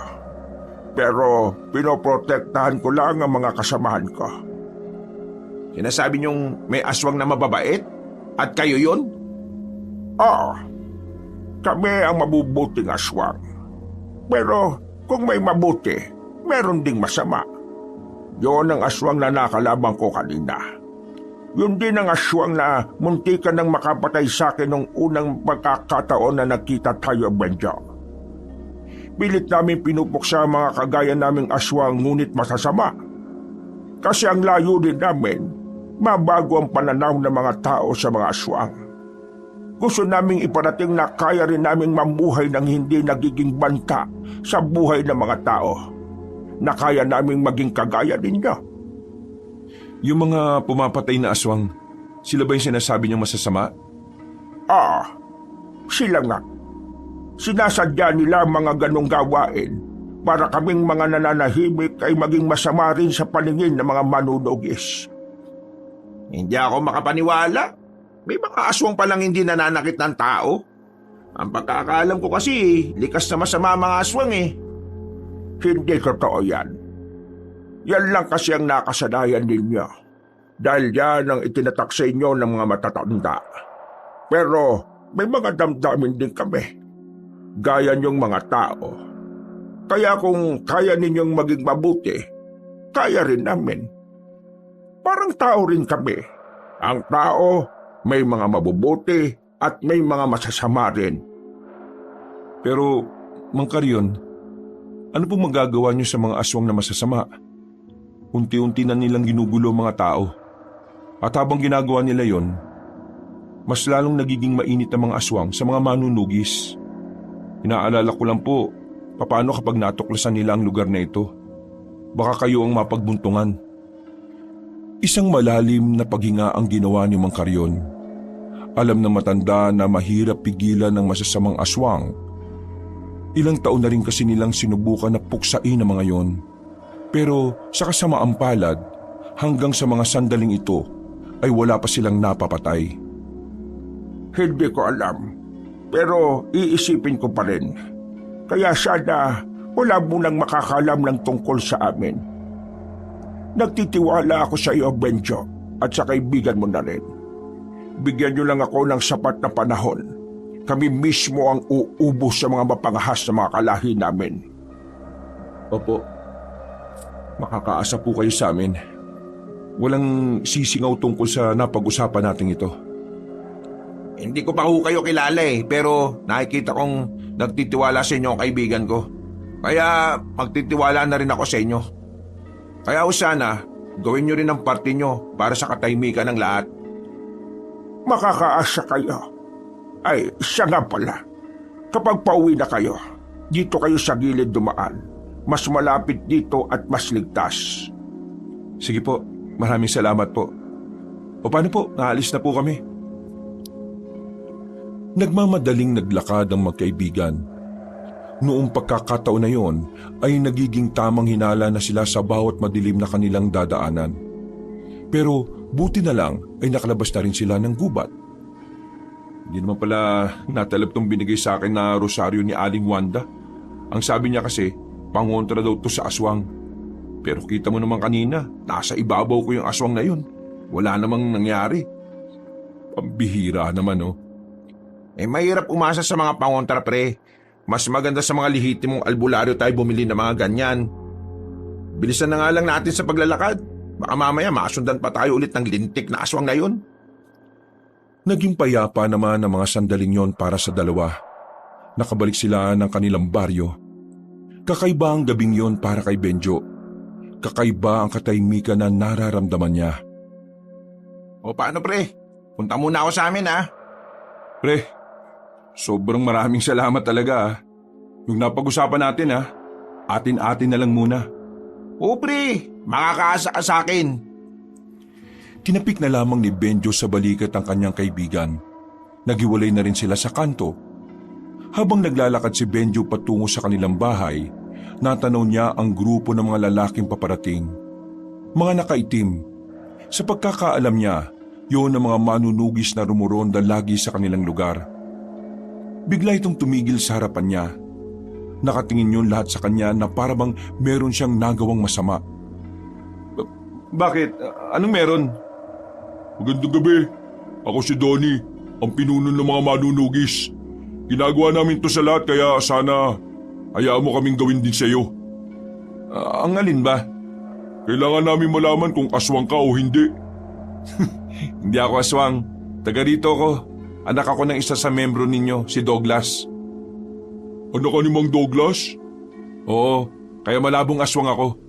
Pero kailangan ka pa rin namin idaan sa mabilisang pagsusuri. Sige na, suriin niyo ang katawan niya. Teka, sandali lang. Ano bang ginagawa niyo? Walang nagawa ang binatang si Benjo nang lapitan na siya ng dalawang lalaki. May kung anong hinahanap sa katawan niya. Nang walang makita ang mga yon ay saka ito naglayuan. Si Donnie naman ang lumapit sa kanya at inamoy siya. Hindi nga ako aswang. Ang kulit niyo naman. Hindi ka nga aswang. Pero nagtataka ako, bakit amoy aswang ka? Ha? Ako? Amoy aswang? Saan ka ba galing? Nagbenta ako ng sampagita sa mga baryo. Iba't ibang tao nakaharap ko. Malay ko ba kung sino sa kanilang aswang? Teka nga, bakit ba kailangan kong magpaliwanag sa'yo? Gusto lang namin makasiguro na hindi ka aswang o wala kang ugnayan sa isang aswang. Kasi lahat ng aswang na mabubuko namin, on the spot, pinapatay ko. Mas mabuti naman at hindi ka aswang. Malabo ngang maging aswang ako.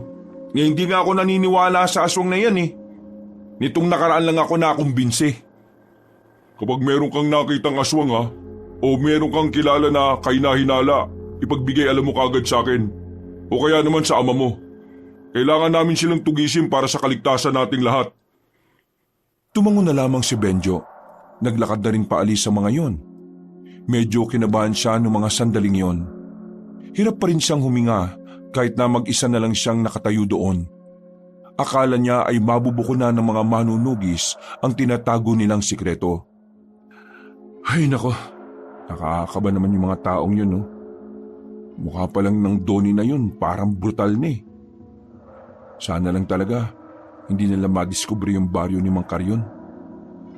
Nang umuwi siya sa bahay nila, naabutan niya si Benoy at Mang Douglas na kumakain na. Saktong dating mo. Kumain ka na ba? Naubos mo ba lahat ng sampagita, kuya? Gabi ka na naman nakauwi eh. Hapon na kasi ako naglako eh, pero mabuti na lang, naubos ko rin naman yung mga sampagita. Binenta niyo ba si Mang Carrion? Hindi agad nakapagsalita si Benjo. Kinabahan siya sa sinabi ni Benoy. Alam niyang maaaring maginala si Mang Douglas tungkol sa mga inililihim niya. Pagtingin niya sa kanilang ama, napansin ni Benjo na parang nagtataka rin si Mang Douglas. Kuya, bakit hindi ka makapagsalita? Hindi mo ba binenta ng sampagita si Mang Carrion? Sino ba yung sinasabi ng kapatid mong Mang Carrion? Si Mang Carrion? Siya po yung... Nakilala po namin siya sa gubat. Tinulungan namin makauwi kasi naligaw. Mahilig din bumili ng sampagita. Pasimpleng sinenyasan ni Benjo ang kanyang kapatid. Buti na lang ay madaling nakapikap ang bata. Pagkatapos ng hapunang yon, naisipan na lang din ni Benjo na magpahinga. Habang nakahiga, bigla na lamang silang nakarinig ng mga sigawan sa labas. Maging ang matandang si Douglas ay napabangon at napatakbo sa labas. Tay, anong nangyayari? Mukhang may aswang na naman siguro.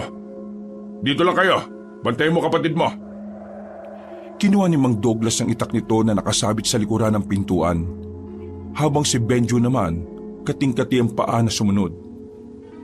Ang kaso nga lang, hindi niya maiwan ang natutulog niyang kapatid. Kinakabahan siya. Pakiramdam niya may masasamang mangyayari. Nakakainis. Baka mamaya mapano pa yung si tatay. Palakad-lakad siya sa bakuran nila. Mabuti na lang at biglang dumating ang binatang si Jojo. Tarantang-taranta ito. Kitang-kita sa mukha nito ang takot at pangamba. Pre! Oh, buti sakto dating mo. Pre! Yung mga aswang, umatake sa bilyaran. Yung tatay mo nandun. Alam ko, kaya nga salamat nandito ka na eh. Pre, bantayan mo muna si Benoy ha. Nandun siya sa loob, bilis! Uy! Pambira ka, teka lang! Agad na tumakbo paalis ang lalaking si Benjo. Wala siyang dala na kahit na ano. Basta ang tanging tumatakbo na lamang sa kanyang utak ay ang masundan ng kanyang ama. Dahil sa kanyang mabilis na pagtakbo, agad niyang narating ang bilyaran. Wala nang katao-tao ron. Nakita na lang niyang may isang lalaking nakabulagtaron at umaagos ang dugo nito mula sa leeg. Sinuyod niya ng tingin ang buong paligid. Hindi niya nakita si Mang Douglas. Pero sa mga sandaling ito, dinig na niya ang mga tunog na nagmumula sa mga aswang. Ang bihira naman talaga oh, ngayon pa talaga hindi mahagilap. Sinubukan ni Benjo na mas lumapit doon. Pagtingin niya sa gilid ng bilyaran, naroon ang kanyang ama kasama ang dalawang lalaki. Oh, bakit nandito ka? Ang sabi ko bantay mo si Benoy ah. Mabilis na lumapit ang binata. Pero bago pa man siya makarating sa kanyang ama, bigla na lamang may sumulpot na aswang sa itaas ng bubong. Tumalon yon patungo sa kanya. Nahawakan siya nito sa balikat, kaya pumaibabaw ito sa kanya. Wisit kang aswang ka! Hindi nagdalawang isip ang matandang si Douglas na tagain ng aswang sa likod. Dahil dito ay agad na dumistansya ang aswang. Mabilis din namang nakabangon ang binata. Takot na takot ito. Sinabi ko naman kasi sa'yo eh, hindi ka na sana nagpunta rito. Tay, naglalapo ako sa inyo eh. Magsasalita pa sana si Mang Douglas pero narinig na nila ang sunod-sunod na pag-angil ng mga aswang. Palagay na mag-ama ay napapalibutan na sila ng mga yon. Hinila siya ni Mang Douglas patungo sa gilid. Tumakbo naman paalis ang dalawang lalaki na kasama nila kaya sila na lamang ang naiwan doon. Huwag ka maingay. Nasaan na ba kasi yung kasama ninyo? Sinabi nang huwag kang maingay eh. Nakatago lamang sila sa gilid habang pinakikiramdaman ng mga aswang. Maya-maya lang, naramdaman na lamang nilang malapit na pala yun sa kanila. Pagsilip ni Mang Douglas, saktong nakatingin ng isang aswang. Nalinti ka na. Wala nang nagawa matandang lalaki. Lumabas na rin ito at hinarap ang aswang. Buong tapang nitong pinagtatataga ang aswang pero hindi naman ito makatama agad. Masyado mabilis ang aswang na yon. Pagtingin naman ni Benjo sa gilid, nakita niya ang isang aswang na magtatangkang lumapit sa kanyang ama. Kahit na wala siyang dalang sandata, hindi siya nagdalawang isip na tumulong kay Mang Douglas. Mabilis siyang tumakbo patungo roon. Nagawa niyang banggain ng aswang na sana ay aatake sa likuran ng ama niya. Napailalim sa kanya ang aswang at sinamantala na niya ang pagkakataon. Pinagsasasapak niya yun sa muka hanggang sa mawalan na ito ng malay. Ilang sandali lang, nakita na lamang nila na may ibang aswang pang nagdatingan. Nagdikit na ang mag-ama. Hindi nila magawang tumakbo dahil nakapalibot na ito sa kanila. Harapin ko sila tapos ikaw. Tumakbo ka na palis ha. Hindi ho pwede yun, Tay. Sasamahan kita. Kailangan mong mabuhay. Kailangan ka ni Benoy. Pero hindi rin kita kayang iwan dito at hayaan na lang na mamatay. Kailangan ka namin, Tay. Marami akong pagkukulang sa inyo. Kaya hayaan mo kong gawin to para makabawi. Kailangan kitang mailigtas para kay Benoy. Kaya sige na, umalis ka na dito anak at ako nang bahala rito. Pero Tay, ano ba? Makinig ka sa akin. Umalis ka na rito. Hindi kayang iwan ng binata ang kanyang ama. Kaya naman nanatili lang siya sa tabi nito hanggang sa parami na ng parami ang mga aswang. Noong mga sandaling ito, ramdam na rin ni Benjo na hindi na sila uubra sa mga yon. Nawala na ang pagkakataon niyang makaalis kaya sabay na silang mamamatay. Mabuti na lamang dumating ang mga manunugis. Pinangungunahan ito ng binatang si Donnie. Pinagtititira ng mga yon ng palaso ang mga aswang. Dahilan para magpulasa ng mga yon. At ang iba naman ay tinamaan din. Huwag niyong patayin kung buhay pa. Magagamit natin yan para malaman kung nasa ng iba pang aswang. Napatingin si Donnie kay Mang Douglas pati na rin kay Benjo. Nag-aalala itong lumapit sa kanila. Nasaktan ba kayo? Hindi naman. Ayos lang naman kami. Mabuti na lang at dumating kayo. Akala ko todas na kami mag-ama. Pasensya na at medyo nahuli. Meron lang kasi kaming pinuntahan eh. Pero ngayon, makakasama na natin ang bahalang humabol sa mga yun. Pinuno, ano kayang meron at bakit parang mas nagiging maras na sila? Simple lang ang kasagutan. Nararamdaman nilang malapit na silang mapatay ng mga manunugis. Napalingon sila sa gilid na kung saan naroon ang isang aswang na tinalian. Agad itong nilapitan ni Donnie. May kinuha itong plastic bottle na may laman na likido. Ikaw, aswang ka. Paitatap. May tatanong ako sa'yo. Hindi ka masasaktan o sasagot ka na maayos. Ngayon, ituro mo sa akin kung nasaan ang baryo ninyo. Hindi sumasagot ang aswang. Kaya naman binuksan na ni Donnie ang bote at binuhusan sa muka ang lalaking aswang. Sigaw yun ang sigaw dahil sa hapdi na nararamdaman ito. Mas mahihirapan ka lang kung hindi ka magsasalita. Ngayon, uulitin ko ang tanong ko. Nasaan ang baryo ng mga aswang? Ano? Hindi ka pa rin sasagot? Sige! Sige, sasabihin ko na. Sa baryo Ordaneta, naroon ang baryo namin. Naroon lahat ng aswang. Kapag diniretso nyo ang kagubatan sa likuran ng bundok na yon. Kapag diniretso nyo ang kagubatan sa likuran ng bundok na yon, naroroon yon. Kinabahan si Benjo nang marinig niya ang sinabing yon ng lalaking aswang. Alam niyang ang aswang na yon ay hindi parte ng samahan nila Mang Carrion. Naniniwala siya kay Mang Carrion na walang aswang na masama sa kanila. Kaya naman hindi mapakali ang kalooban ni Benjo noong mga sandaling yon. Nahuhulaan na niya ang mangyayari. Maganda ka ng tao. Lulusubin natin ang baryo Ordaneta na sinasabi nito. Hoy, Benjo! Benjo! Bigla-bigla na lamang tumakbo ang binata paalis. Mabilis siyang umuwi at pagdating niya, inabutan na niyang gising si Benoy kasama si Jojo. Agad niyang hinila si Jojo at pabulong na kinausap. Pre, alam na ng mga manunugis kung saan yung Baryo Urdaneta. Ano? Paano nangyari yun? Yung mga lumusob na aswang na masasama, nabiyag ang isa sa kanila. Nilaglag niya ang Baryo Urdaneta. Sinabi niya na yun daw yung baryo nila. Tingin ko plano ito ng mga masasamang aswang eh. Sinasadya nila para sila Mang Carrion ang mapagbuntunan ng mga manunugis. Kung ganon, kailangan pala nating abisuhan sila Mang Carrion. Sige, hintay mo ko rito. Ihatid ko lang muna si Benoy kay Aling Wanda. Walang sinayang na pagkakataon ng binatang si Benjo. Kinarganan niya ang kanyang kapatid at saka tumakbo patungo sa bahay ng matandang babae.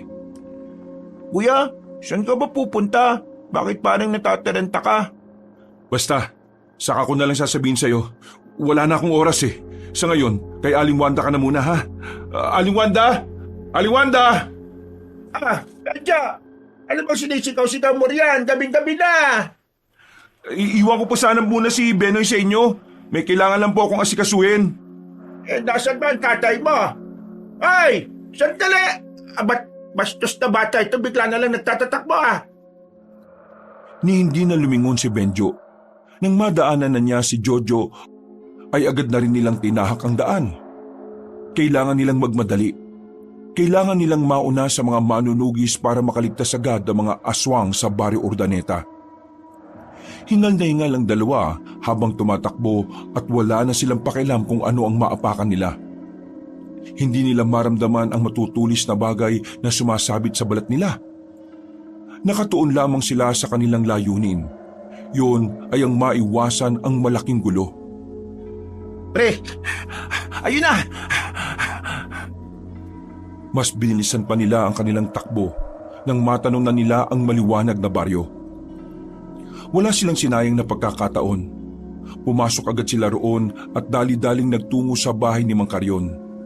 Ikinagulat na matanda na naroon sila. Mang Carrion! Kabing-gabi na. Bakit kayo narito? Mang Carrion, may sasabihin kami. May sasabihin kami sa inyo. Ano ba yun? At bakit parang napaka-importante naman yan? Kailangan niyo pong lisanin ng baryong ito. Lisanin ang baryong ito? Teka. Ibig mo... Ano bang ibig mong sabihin? May mga aswang na umatake sa baryo namin kanina. Isa sa kanila nahuli. Inilaglag niya kayo. Nagpanggap siya na taga dito siya. Itinuro niya ang lugar na ito. Alam na ng mga manunugis na narito kayo, na mayroong mga aswang dito. Mga manunugis? Pupunta rito? Opo, kaya umalis na kayo ngayon. Hindi. Po? Anong hindi? Hindi kami aalis dito. Marahil ito na siguro ang panahon para makausap ko mga manunugis. Para malaman nila na hindi lahat ng aswang ay masasama. Mang Carrion naman, hindi sila makikinig sa inyo. Ibang takbo ng utak ng mga manunugis. Hindi sila naniniwalang may mababait na aswang. Para sa kanila, ang lahat ng aswang ay iisa lang. Pare-parehong ipinanganak na likas na masasama. Hindi po sila ang uri ng tao na dapat niyong kausapin. Kasi hindi nila kayo maintindihan. Kaya kayo na lang po ang umiwas bago pa sila makarating dito. Sige na po. Mang Carrion, sige na, makinig po kayo sa amin. Naniniwala po ako na mabubuti kayo, kaya ako ito ginagawa. Naniniwala ako sa inyo kaya gusto ko kayong iligtas. Huminga ng malalim ang matandang si Carrion. Napagtanto nitong tama nga ang sinasabi ng dalawang binata. Sige, ititipon ko mga tao ko. Kakausapin ko sila at kukumbinsihin. Pupunta ako sa gubat. Magiging lookout ako ron. Kapag nakita kong paparating na sila, babalik agad ako ha. Tumakbo na agad si Jojo paalis, habang si Benjo naman ay sumama kay Mang Carrion. Makalipas lang ang ilang minuto, napagsama-sama na ng matanda ang kapwa nito aswang. Ipiniliwanag nila ang mga detalye. Pero sadyang hindi lahat ay sang-ayon sa kanilang pag-alis. Alam kong mahirap para sa inyo na iwan ang baryo na minahal natin. Ang iba sa inyo ay dito na tumanda at nagkaanak. Ang iba sa inyo ay dito na nagkaanak at dito na tumanda. Kagaya nyo, mahal ko rin naman ang baryong ito. Pero sa puntong ito, mas mahal ko ang mga buhay ninyo. Kaya naman, bilang namumuno sa inyo, nais ko makipagkaisa kayo sa gagawin natin pag-alis. Hindi natin pwedeng labanan ng mga manunugis. Hanggat maaari, ayaw ko na mga may masasaktan at mamamatay sa atin. Itong sinasabi ko lang ang pinakamabisang solusyon para maging payapa ang buhay natin. Ngayon, ihanda nyo na ang mga dalahin ninyo. Habang wala pa sila, ay aalis tayo ngayong gabi. Bilisan nyo na! Nagbulong-bulungan ng mga aswang. Ang iba ay nagsikilos na, habang ang iba naman ay nanatili pa rin nakatayo at nakaharap sa kanila. May ilan na nagsasabing mas mainam ng lumaban at mamatay kaysa lisanin ng Baryo Urdaneta. Talagang nagmamatigas ang iba, at dito nahirapan si Mang Carrion. Mga kasama, pakinggan niyo ako. Hindi lang bilang pinuno kundi bilang isang kapwa-aswang na may parehong layunin gaya ninyo. Ano ba ang layunin natin? Di ba magkaroon ng payapang buhay? Hindi natin makakamit yun kung lalabanan natin sila. Hindi pa rin nakikinig ang iba sa kanila. Kahit anong paliwanag ni Mang Carrion, ayaw pa rin nilang umalis. Tumagal na sila ng halos 15 minutong pakikipag-usap para lang kumbinsihin ang iba. Pero maya-maya lang, tumatakbong bumalik si Jojo sa kanila. Oh, bakit ba hindi pa kayo nakakaalis? Babarating na sila. Papunta na sila rito. Mga kasama, kailangan na nating lisanin ang baryong ito. Nandiyan na ang mga manunugis. Bilisan na po ninyo. Mang Carrion, natatanong ko na yung liwanag nila. Nakikiusap naman ako sa inyo. Sige na, sumama na kayo sa amin. Huwag na natin kalabanin ng mga manunugis. Pero kahit hanggang sa mga sandaling yon, hindi pa rin talaga nakikinig ang mga kasamahan ni Mang Carrion. Wala na silang nagawa ng tuluyan ng makalapit ang mga manunugis sa Baryo Urdanete. Sa puntong ito, nagkaharap-harap na silang lahat. Nagtataka ang mga manunugis kung ano ang ginagawa ni Benjo at Jojo. Maging ang ama rin ni Benjo na hindi niya alam ay sumama pala. Pagtingin ni Benjo sa mga kapwa-aswang ni Mang Carrion, nakita niyang masama ang tingin ng mga yun sa manunugis. Maintindihan kung bakit narito ang anak mo, Mang Douglas. Pero base sa pagkakaunawa ko mukhang kilala niya ang matandang ito. Ngayon, sabihin mo sa amin kung anong ginagawa mo rito. Benjo, bakit ka nandito? Hindi mo ba alam na mga aswang ang mga iyang nasa harapan mo? Tay, kaya ako nandito kasi alam kong aswang sila. Ha? Ano ang pinagsasabi mo? Makinig kayo!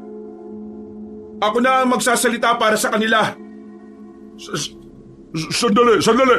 Magsasalita para sa mga aswang na yan? Magsasalita para saan? Nakilala ko si Mang Carrion sa kagubatan. Nalaman kong aswang siya at dinala niya ako dito. Kaming dalawa ng kapatid ko na si Benoy. Pero hindi nila kami sinaktan. Nakita ko kung paano sila mamuhay. Hindi sila gaya ng ibang aswang. Dito! Itinuro ng isang aswang ang mga kasama niya. Tapos sasabihin mo, hindi sila masasama? Nakakalimutan mo na bang may mga pinatay silang tao? Hindi sila ang pumatay noon. May ibang aswang din na masasama. At hindi sila parte noon. Sa katunayan, tinutugis din nila ang mga aswang na yon. Pero sila, mabubuti sila.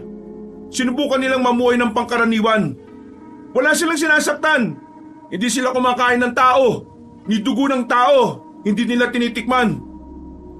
Ay, maniwala kayo sa akin. Kahit si Benoy alam ito. Hindi sila masasama.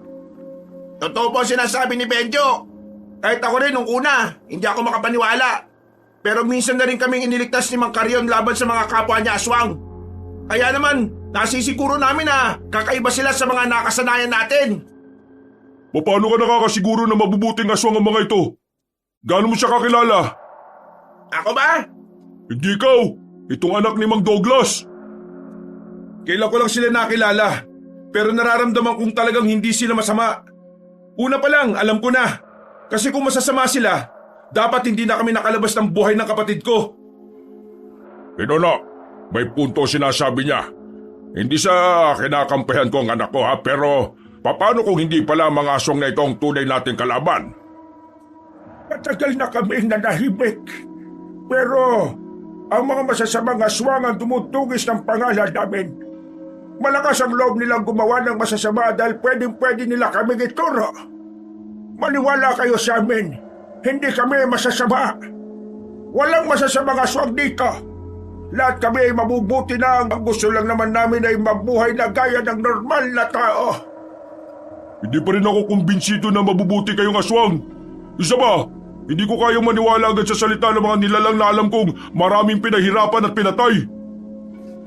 Sinasabi mo bang walang saysay ang usapan na ito? Magkakaroon lang to ng saysay kapag naituro niyo sa amin kung nasaan ang sinasabi niyong masasamang aswang. Ikinalulungkot ko pero maging kami ay hindi pa rin namin alam. Ilang taon na namin silang tinutugis pero masyado silang mailap. O baka naman ayaw niyo lang talagang ituro kasi wala naman kayo maituturo. Dahil ang mga aswang na dapat talaga naming paslangin, walang iba kundi kayo. Sa sinabing ito ni Donnie ay nagalit ang mga kasamahan ni Mang Karyon. Nagsimulang umangil ang mga yon pero pinakalma sila ni Mang Karyon. Mga kasama, binahong kayo.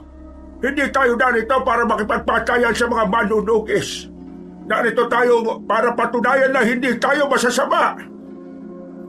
Bakit ba kasi hindi nyo man lang magawang maniwala kahit na kaunti? Kung masasama silang aswang, kanina pa sana nagkagulo dito. Hindi nyo na ba naisip ang bagay na yon? Bagito ka pa talaga mag-isip. Tama ang sinabi ng tatay mo. Masyado kang mabait kaya madali ka lang malinlang. Wala kang alam na ang mga aswang ay magagaling manlinlang ng tao. Kahit na kailan, walang aswang na pinanganak na mabuti. Kaya hindi ka dapat maniniwala sa kanya. Yun ang akala nyo! Kasi ang pinaniniwalaan mo lang naman ay mga kasabihan na matatanda na habang buhay na bumibilog sa pananaw mo. Hindi mo kasi naranasan makihalubilo sa kanila eh. Kaya hindi ka talaga naniniwala. Tama ka. Hindi ko naranasan. Kaya yun ang dahilan kaya malabong makumbinsin niyo ako. Mang Douglas, itabi mo ang anak mo. Pati na rin tong kaibigan niya. Dahil kung hindi... Pinuno, baka naman pwedeng bigyan natin sila ng konsiderasyon. Maraming pinaslang na inosente yung mga aswang. Kaya wala rin tayong dapat pagbigyan. Kapag pinagbigyan natin sila, para na rin nating sinabi na ayos lang na namatay ang mga biktima. Maayos ka nga ng mga sinasabi mo. Nagsasabi naman kami ng totoo eh. Anak, wala na tayong magagawa. Pero hindi ako papayag na. Teka, iho, ayos lang kami. Sige na, sumama ka na sa ama mo. Papatunayan namin hindi kami masasama. Kung gusto nyo kaming paslagin, gawin niya. Pero mananatili lang kaming nakatayo rito at wala kaming gagawin. Mga kasama, ito na lang ang tanging paraan para patunayan sa kanilang hindi tayo masasama. Hindi pa natapos magsalita ang matandang si Karyon nang nauna ng kumilos sa mga kasamahan nito. Ang iba ay lumundag, ang iba naman ay gumapang patungo sa mga manunugis. Sa puntong ito, tuluyan ang walang nagawa si Benjo sa sitwasyon.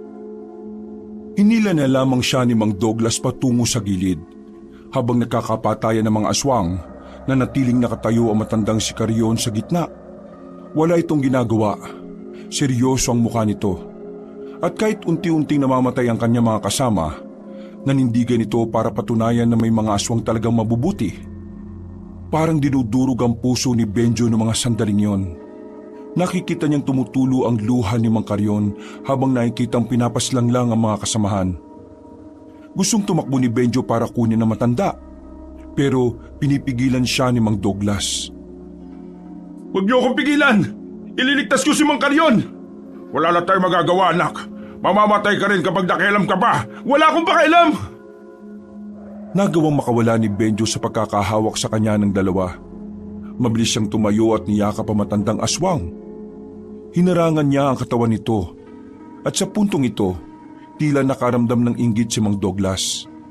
Nakikita niya kasi kung gaano kahalaga para sa binata ang matandang yon. Pero kahit na ganon, hindi niya magawang sisihin si Benjo. Naiintindihan niya kung sa iba mas nararamdaman ng binata ang pagmamahal ng isang ama. Marami siyang pagkukulang at hindi yun madaling mapupunan. Ang tanging magagawa na lamang ni Douglas ay suportahan ang anak sa mga ginagawa nito. Ano ba ginagawa mo, Benjo? Umalis ka rito at mapapahamak ka! Hindi ako papayag na mamatay kayo. Kailangan nila muna akong unahin. Ay, isa pa. Ano bang ginagawa mo, Benjo? Umalis ka dito at mapapahamak ka! Hindi ako papayag na mamatay kayo. Kailangan nila muna akong unahin. Benjo, umalis ka na! Hindi ka namin hayaang mamatay, tanda. Tay? Mahalaga na rin sa akin kung anong mahalaga sa iyo, Benjo. Kaya sasamahan kita. Habang patuloy pa rin ang patayan, nakaharang ang mag-ama sa matandang si Carrion.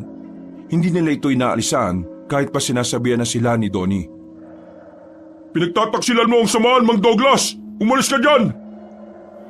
Kung pagtataksil sa samahan ang siyang poprotekta sa lahat ng mahalaga para sa anak ko, masaya akong magtataksil. Pasensya ka na, Pinuno. Pero sa ngayon, si Benjo ang pipiliin ko. Naririnig mo ba sinasabi mo? Hindi mo ba nakikita ang nangyayari? Pinapatay ng mga aswang dito ang kasamaan natin. Dahil inisgahan niyo sila at hindi niyo pinakinggan. Dahil mahirap silang paniwalaan. Ininsulto niyo sila eh. Ininsulto niyo ang moralidad nila. Hindi naman naatake ang mga aswang dito eh. Kung hindi niyo sinabing likas na masama sila, binastos niyo ang lahat ng pagsisikap nilang mamuhay ng mabuting nilalang. Kahit ano pang sabihin ninyo, hindi na natin mababago ang sitwasyon. Nagsimula na ang gulo. Ngayon, mamili ka, Mang Douglas. Mabubuhay ka kasama namin o mamamatay ka kasama ng anak mo? Hindi ko na kailangan sagutin yan. Dahil kahit na kailan, anak ang inuuna ng magulang kumpara sa iba. Sa puntong ito, ramdam na ramdam ni Benjo kung gaano siya kamahal ng kanyang ama. Hindi niya inakala na darating ang sandali na maririnig niya yon mula sa kanyang tatay. Bagay na nakapagpagaan ng kanyang kalooban. Kung ganon, wala na akong magagawa kundi sama ka sa mga itinuturing kong alay! Hindi na nakapagsalita pa si Donnie nang sapakin na ito ni Jojo sa batok. Nawalan agad ng malay si Donnie. Sinamantala na nila ang pagkakataong yon. Habang nakikipaglaban pa ang mga manunugis, itinakas na nila si Mang Carrion. Itinakbo nila ang matanda. Pumunta sila ng kagubatan at nang makalayo na sila roon, ay saka lamang sila tumigil. Hindi ko sila dapat iniwan. Nasa labanan sila habang ako'y tumatakas. Ang mga iniwan mo ay mga siguradong mamamatay na. Nakita mo naman ang sitwasyon. Kitang-kita na di magtatagal, mamamatay na rin sila. Kailangan mong tanggapin ang katotohanan na yon ang kapalit ng pagiging padalos-dalos nila. Ikaw, tanda, kailangan mong mabuhay. Meron ka pang mga kasama na nakatakas. Sila ang isipin mo dahil kailangan kanila. Hindi kita kilala pero dahil sa anak ko, naniniwala akong mabuti kang aswang. Tila natauhan na matandang si Carrion sa sinabing yon ni Mang Douglas. Umupo na muna sila sa gilid para magpahinga. Sugatan na rin kasi ang paa ni Benjo at Jojo. Tay, maraming salamat ah. Salamat kasi kinampihan niyo ako. Ibang Douglas na kasi ito, anak. Hindi na ito ang dating tatay mo na walang pakialam. Ngayon, mas lalo na kitang nakilala bilang anak ko. Lahat gagawin ko para makabawi sa lahat ng mga pagkukulang ko sa iyo. Ngayon naiintindihan ko na kung bakit mabuting tao itong si Benjo. Hindi ako naging mabuting ama noon. Ngayon lang ako nagiging matinong ama. Kaya huwag kang bubilib sa akin. Ano nang gagawin natin ngayon? Mas kailangan nating paghandaan ang mga susunod na mga mangyayari. Bakit po? Ano po ba mangyayari? Sigurado akong nakamasidlang ang mga tunay na kalaban. Kung nakita nilang nagkagulo ang mga mabubuting aswang at mga manunugis, magkakataon na yon para sa kanila na umatake. Lalo na't alam naman nating meron ding mga nabawas sa mga manunugis. Higit sa lahat... Higit sa lahat ano? Walang nagbabantay ngayon sa baryo din niya. Tumayo na naman ang balahibo ni Benjo sa sinabing yun ng matandang aswang. Ang unang pumasok sa isipan ni Benjo ay ang kanyang kapatid at si Aling Wanda. Ang masasamang aswang ay pinamumunuan ng babaeng si Miralda, anak ng dating supremo ng mga aswang na napaslang namin noong araw. Nagiganti siya sa lahat. Wala siyang pinipili. Basta't alam niyang makakahadlang sa kanyang mga nais gawin, ay papatayin niya. Wala na tayong oras. Kailangan natin puntahan ang baryo namin. Mang Karyon, hindi ka nasasama ha? Hanapin mo ang mga kasamahan mong nakatakas at lumayo na kayo sa gulo. Hindi.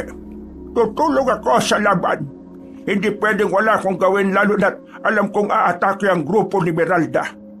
Kung nasaan man ang mga kasamahan ko, alam kong mas pipiliin nila ang tahimik na buhay. Kaya nakakasiguro akong nasa maayos na silang kalagayan. Sigurado po ba kayong sasama kayo?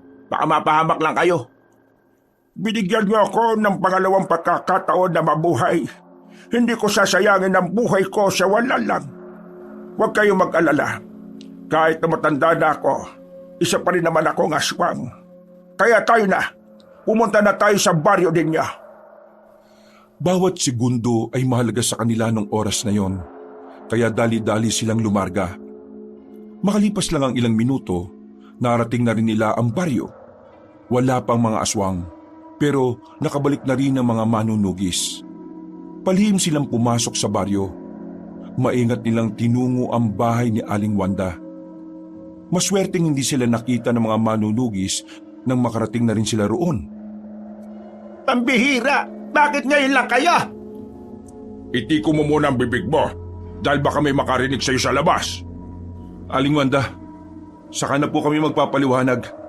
Jojo, pre, pwede bang ilayo mo si Benoy at si Aling Wanda rito? Sige pre, walang problema.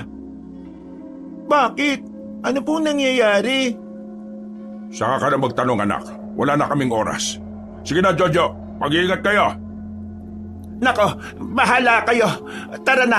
Jojo, dali mo kami kung saan niyo gusto. Ligtas na nakaalis ang tatlo. Ang naiwan na lamang ay si Benjo at ang dalawang matandang lalaki na si Mang Douglas at Mang Karyon. Mabuti naman at nakaalis na sila. Bakit po? Nararamdaman ko na sila. Ang amoy ng mga kalaban. Ang presensya ni Meralda. Kumuha na lamang din ng itak si Benjo. Kinakabahan na siya sa mga sandaling ito. Wala siyang kaalam-alam sa pakikipaglaban. Basta ang tanging nasa isip niya lang sa mga sandaling ito ay makatulong. Nanatili lamang sila sa bakuran ni Aling Wanda. Naghihintay lamang sila sa mga maaaring mangyari. Kung ano man ang mangyayari sa gabing ito, Benjo, piliin mong mabuhay, ha? Kailangan ka ng kapatid mo. Huwag ka magsalita ng ganyan, Tay. Para ka namang namamaalam eh. Hindi natin alam kung ano ang mangyayari. Kaya hanggat maaga pa, mas maganda nang nagsasabi na ako. Huwag kayong mag-alala. Walang mamamatay sa inyong dalawa. Nagsimula ng mabalot ng pangamba nang sandali silang makarinig ng mga hiyawan ng mga masasamang aswang. Sa puntong ito, naalarma na ang mga residente. Sigawan at iyakan na ang maririnig. Masakit man sa kalooban ni Benjo pero wala na silang magagawa. Wala na silang oras para abisuhan ng mga tao. Lalo na't hinahanap din sila ng mga manunugis. Hindi nagtagal, nagsimula na ang kaguluhan. Nakikipaglaban na ang ilang manunugis sa mga aswang. Sa puntong ito, lumabas na rin sila ng bakuran. Nakita na lamang ng mag-ama si Mang Karyon na nagbago na ng anyo. Humaba ang mga kuko nito. Kumulubot lalo ang muka at lumabas ang mahaba ring pangil. Mag-iingat kayo. Sige na, mauna na ako. Nawindang silang dalawa nang makita si Mang Karyon na lumundag patungo sa itaas ng bubungan. Sige na, kailangan na rin nating lumaban para sa baryong ito, para sa kapatid mo. Ipangako niyo sa akin na hindi kayo mamamatay, Tay, ah. Ngumiti na lamang si Mang Douglas. Hindi na ito nakasagot nang may dumating na aswang sa harapan nila. Dalawang aswang na mababangis, naglalaway at parang gutom na gutom. Huwag ka matakot, kasama mo ako, kaya natin to. Medyo may natutunan naman ako sa pagiging manunugis eh. Bakit po kayo natawa? Naalarma na ang mag-ama nang biglang umatake ang dalawang aswang. Buti na lang ay naunang humarap si Mang Douglas doon. Pinagtatataga ni Mang Douglas ang aswang na malapit sa kanya. Dahil doon, nilakasan na rin ni Benjo ang kanyang loob. Inatake niya rin ang isang aswang. Dalawa na silang mag-amang nakikipagsabayan. Medyo natigilan ng dalawang aswang nang makitang tila hindi malang natatakot ang dalawa. Ano? Tumigil yata kayo. Tay naman huwag yun ang asarin. Kapag kaharap mo sila, hindi ka dapat nagpapakita ng kahit na anong takot. Mas lumalakas sila kapag umihina ka. Ganun po ba? Di sige. Hoy! Sira ulo! Nauna nang umatake si Benjo at sa ginawa niyang yon, tinamaan niya ang isang aswang. Bumulagta agad yon dahil sa mismong bunbuna na dali. Hindi pa nakontento si Benjo. Agad niyang nilapitan ng isa pang natitira. Tatakas pa sana yon pero tinamaan ni Benjo sa balakang. Nang mapadapa ito ay tinaga niya yun ulit sa ulo. Nangisay-ngisay pa ang aswang bago ito malagutan ng hininga. Tay, ayos po ba yon? Mahusay ka naman pala. Pagtapos ng laban na to, gagawa tayo ng bagong grupo ng manunugis, ha?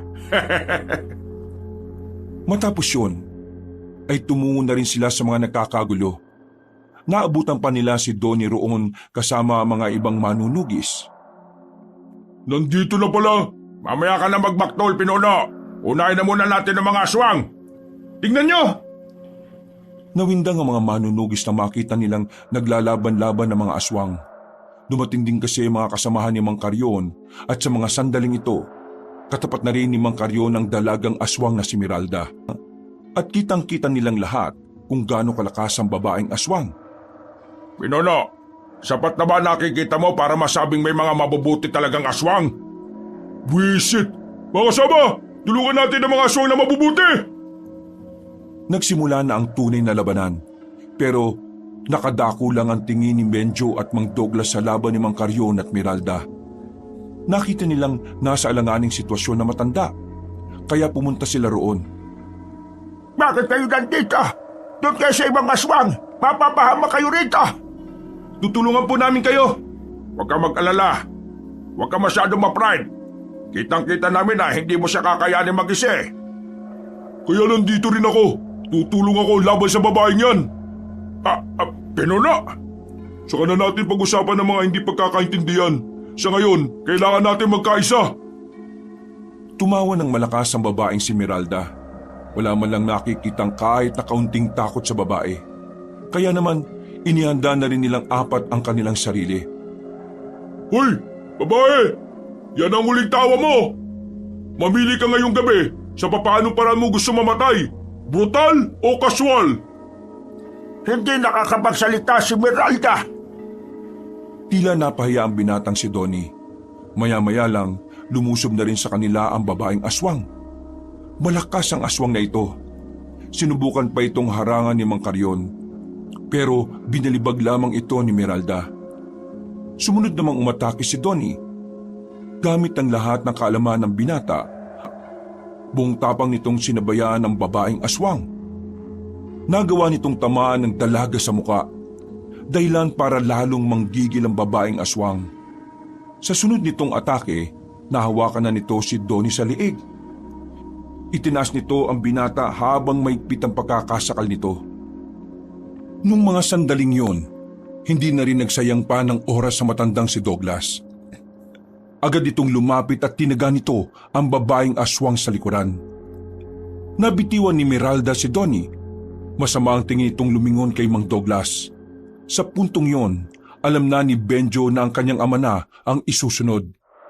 Kaya bago pa makalapit si Miralda, tumakbo ng mabilis si Benjo. Hinawakan niya ang kanyang ama. Agad niyang hinagupit ng itak ang babaeng si Miralda. Tinamaan niya yon sa dibdib. Nasira ang damit nito at nanlaki ang mga mata ni Benjo sa kanyang nakita. Pero agad siyang natauhan nang makita niyang nanggagalaiti si Miralda. Unti-unti siyang napaatras. Ramdam niyang yun na ang huling sandali ng kanyang buhay. Hinigpitan niya ang hawak sa itak. Napapalunok siya ng laway. Sige, lumapit ka! Akala mo natatakot ako sa'yo? Galit na galit si Miralda nang umatake ito. Sinapak nito ang binatang si Benjo at sa sobrang lakas ng suntok, tila umikot ang mundo ng binata. Nabasag pa ang dalawa niyang ngipin. Benjo! Muling tumakbo si Mang Douglas.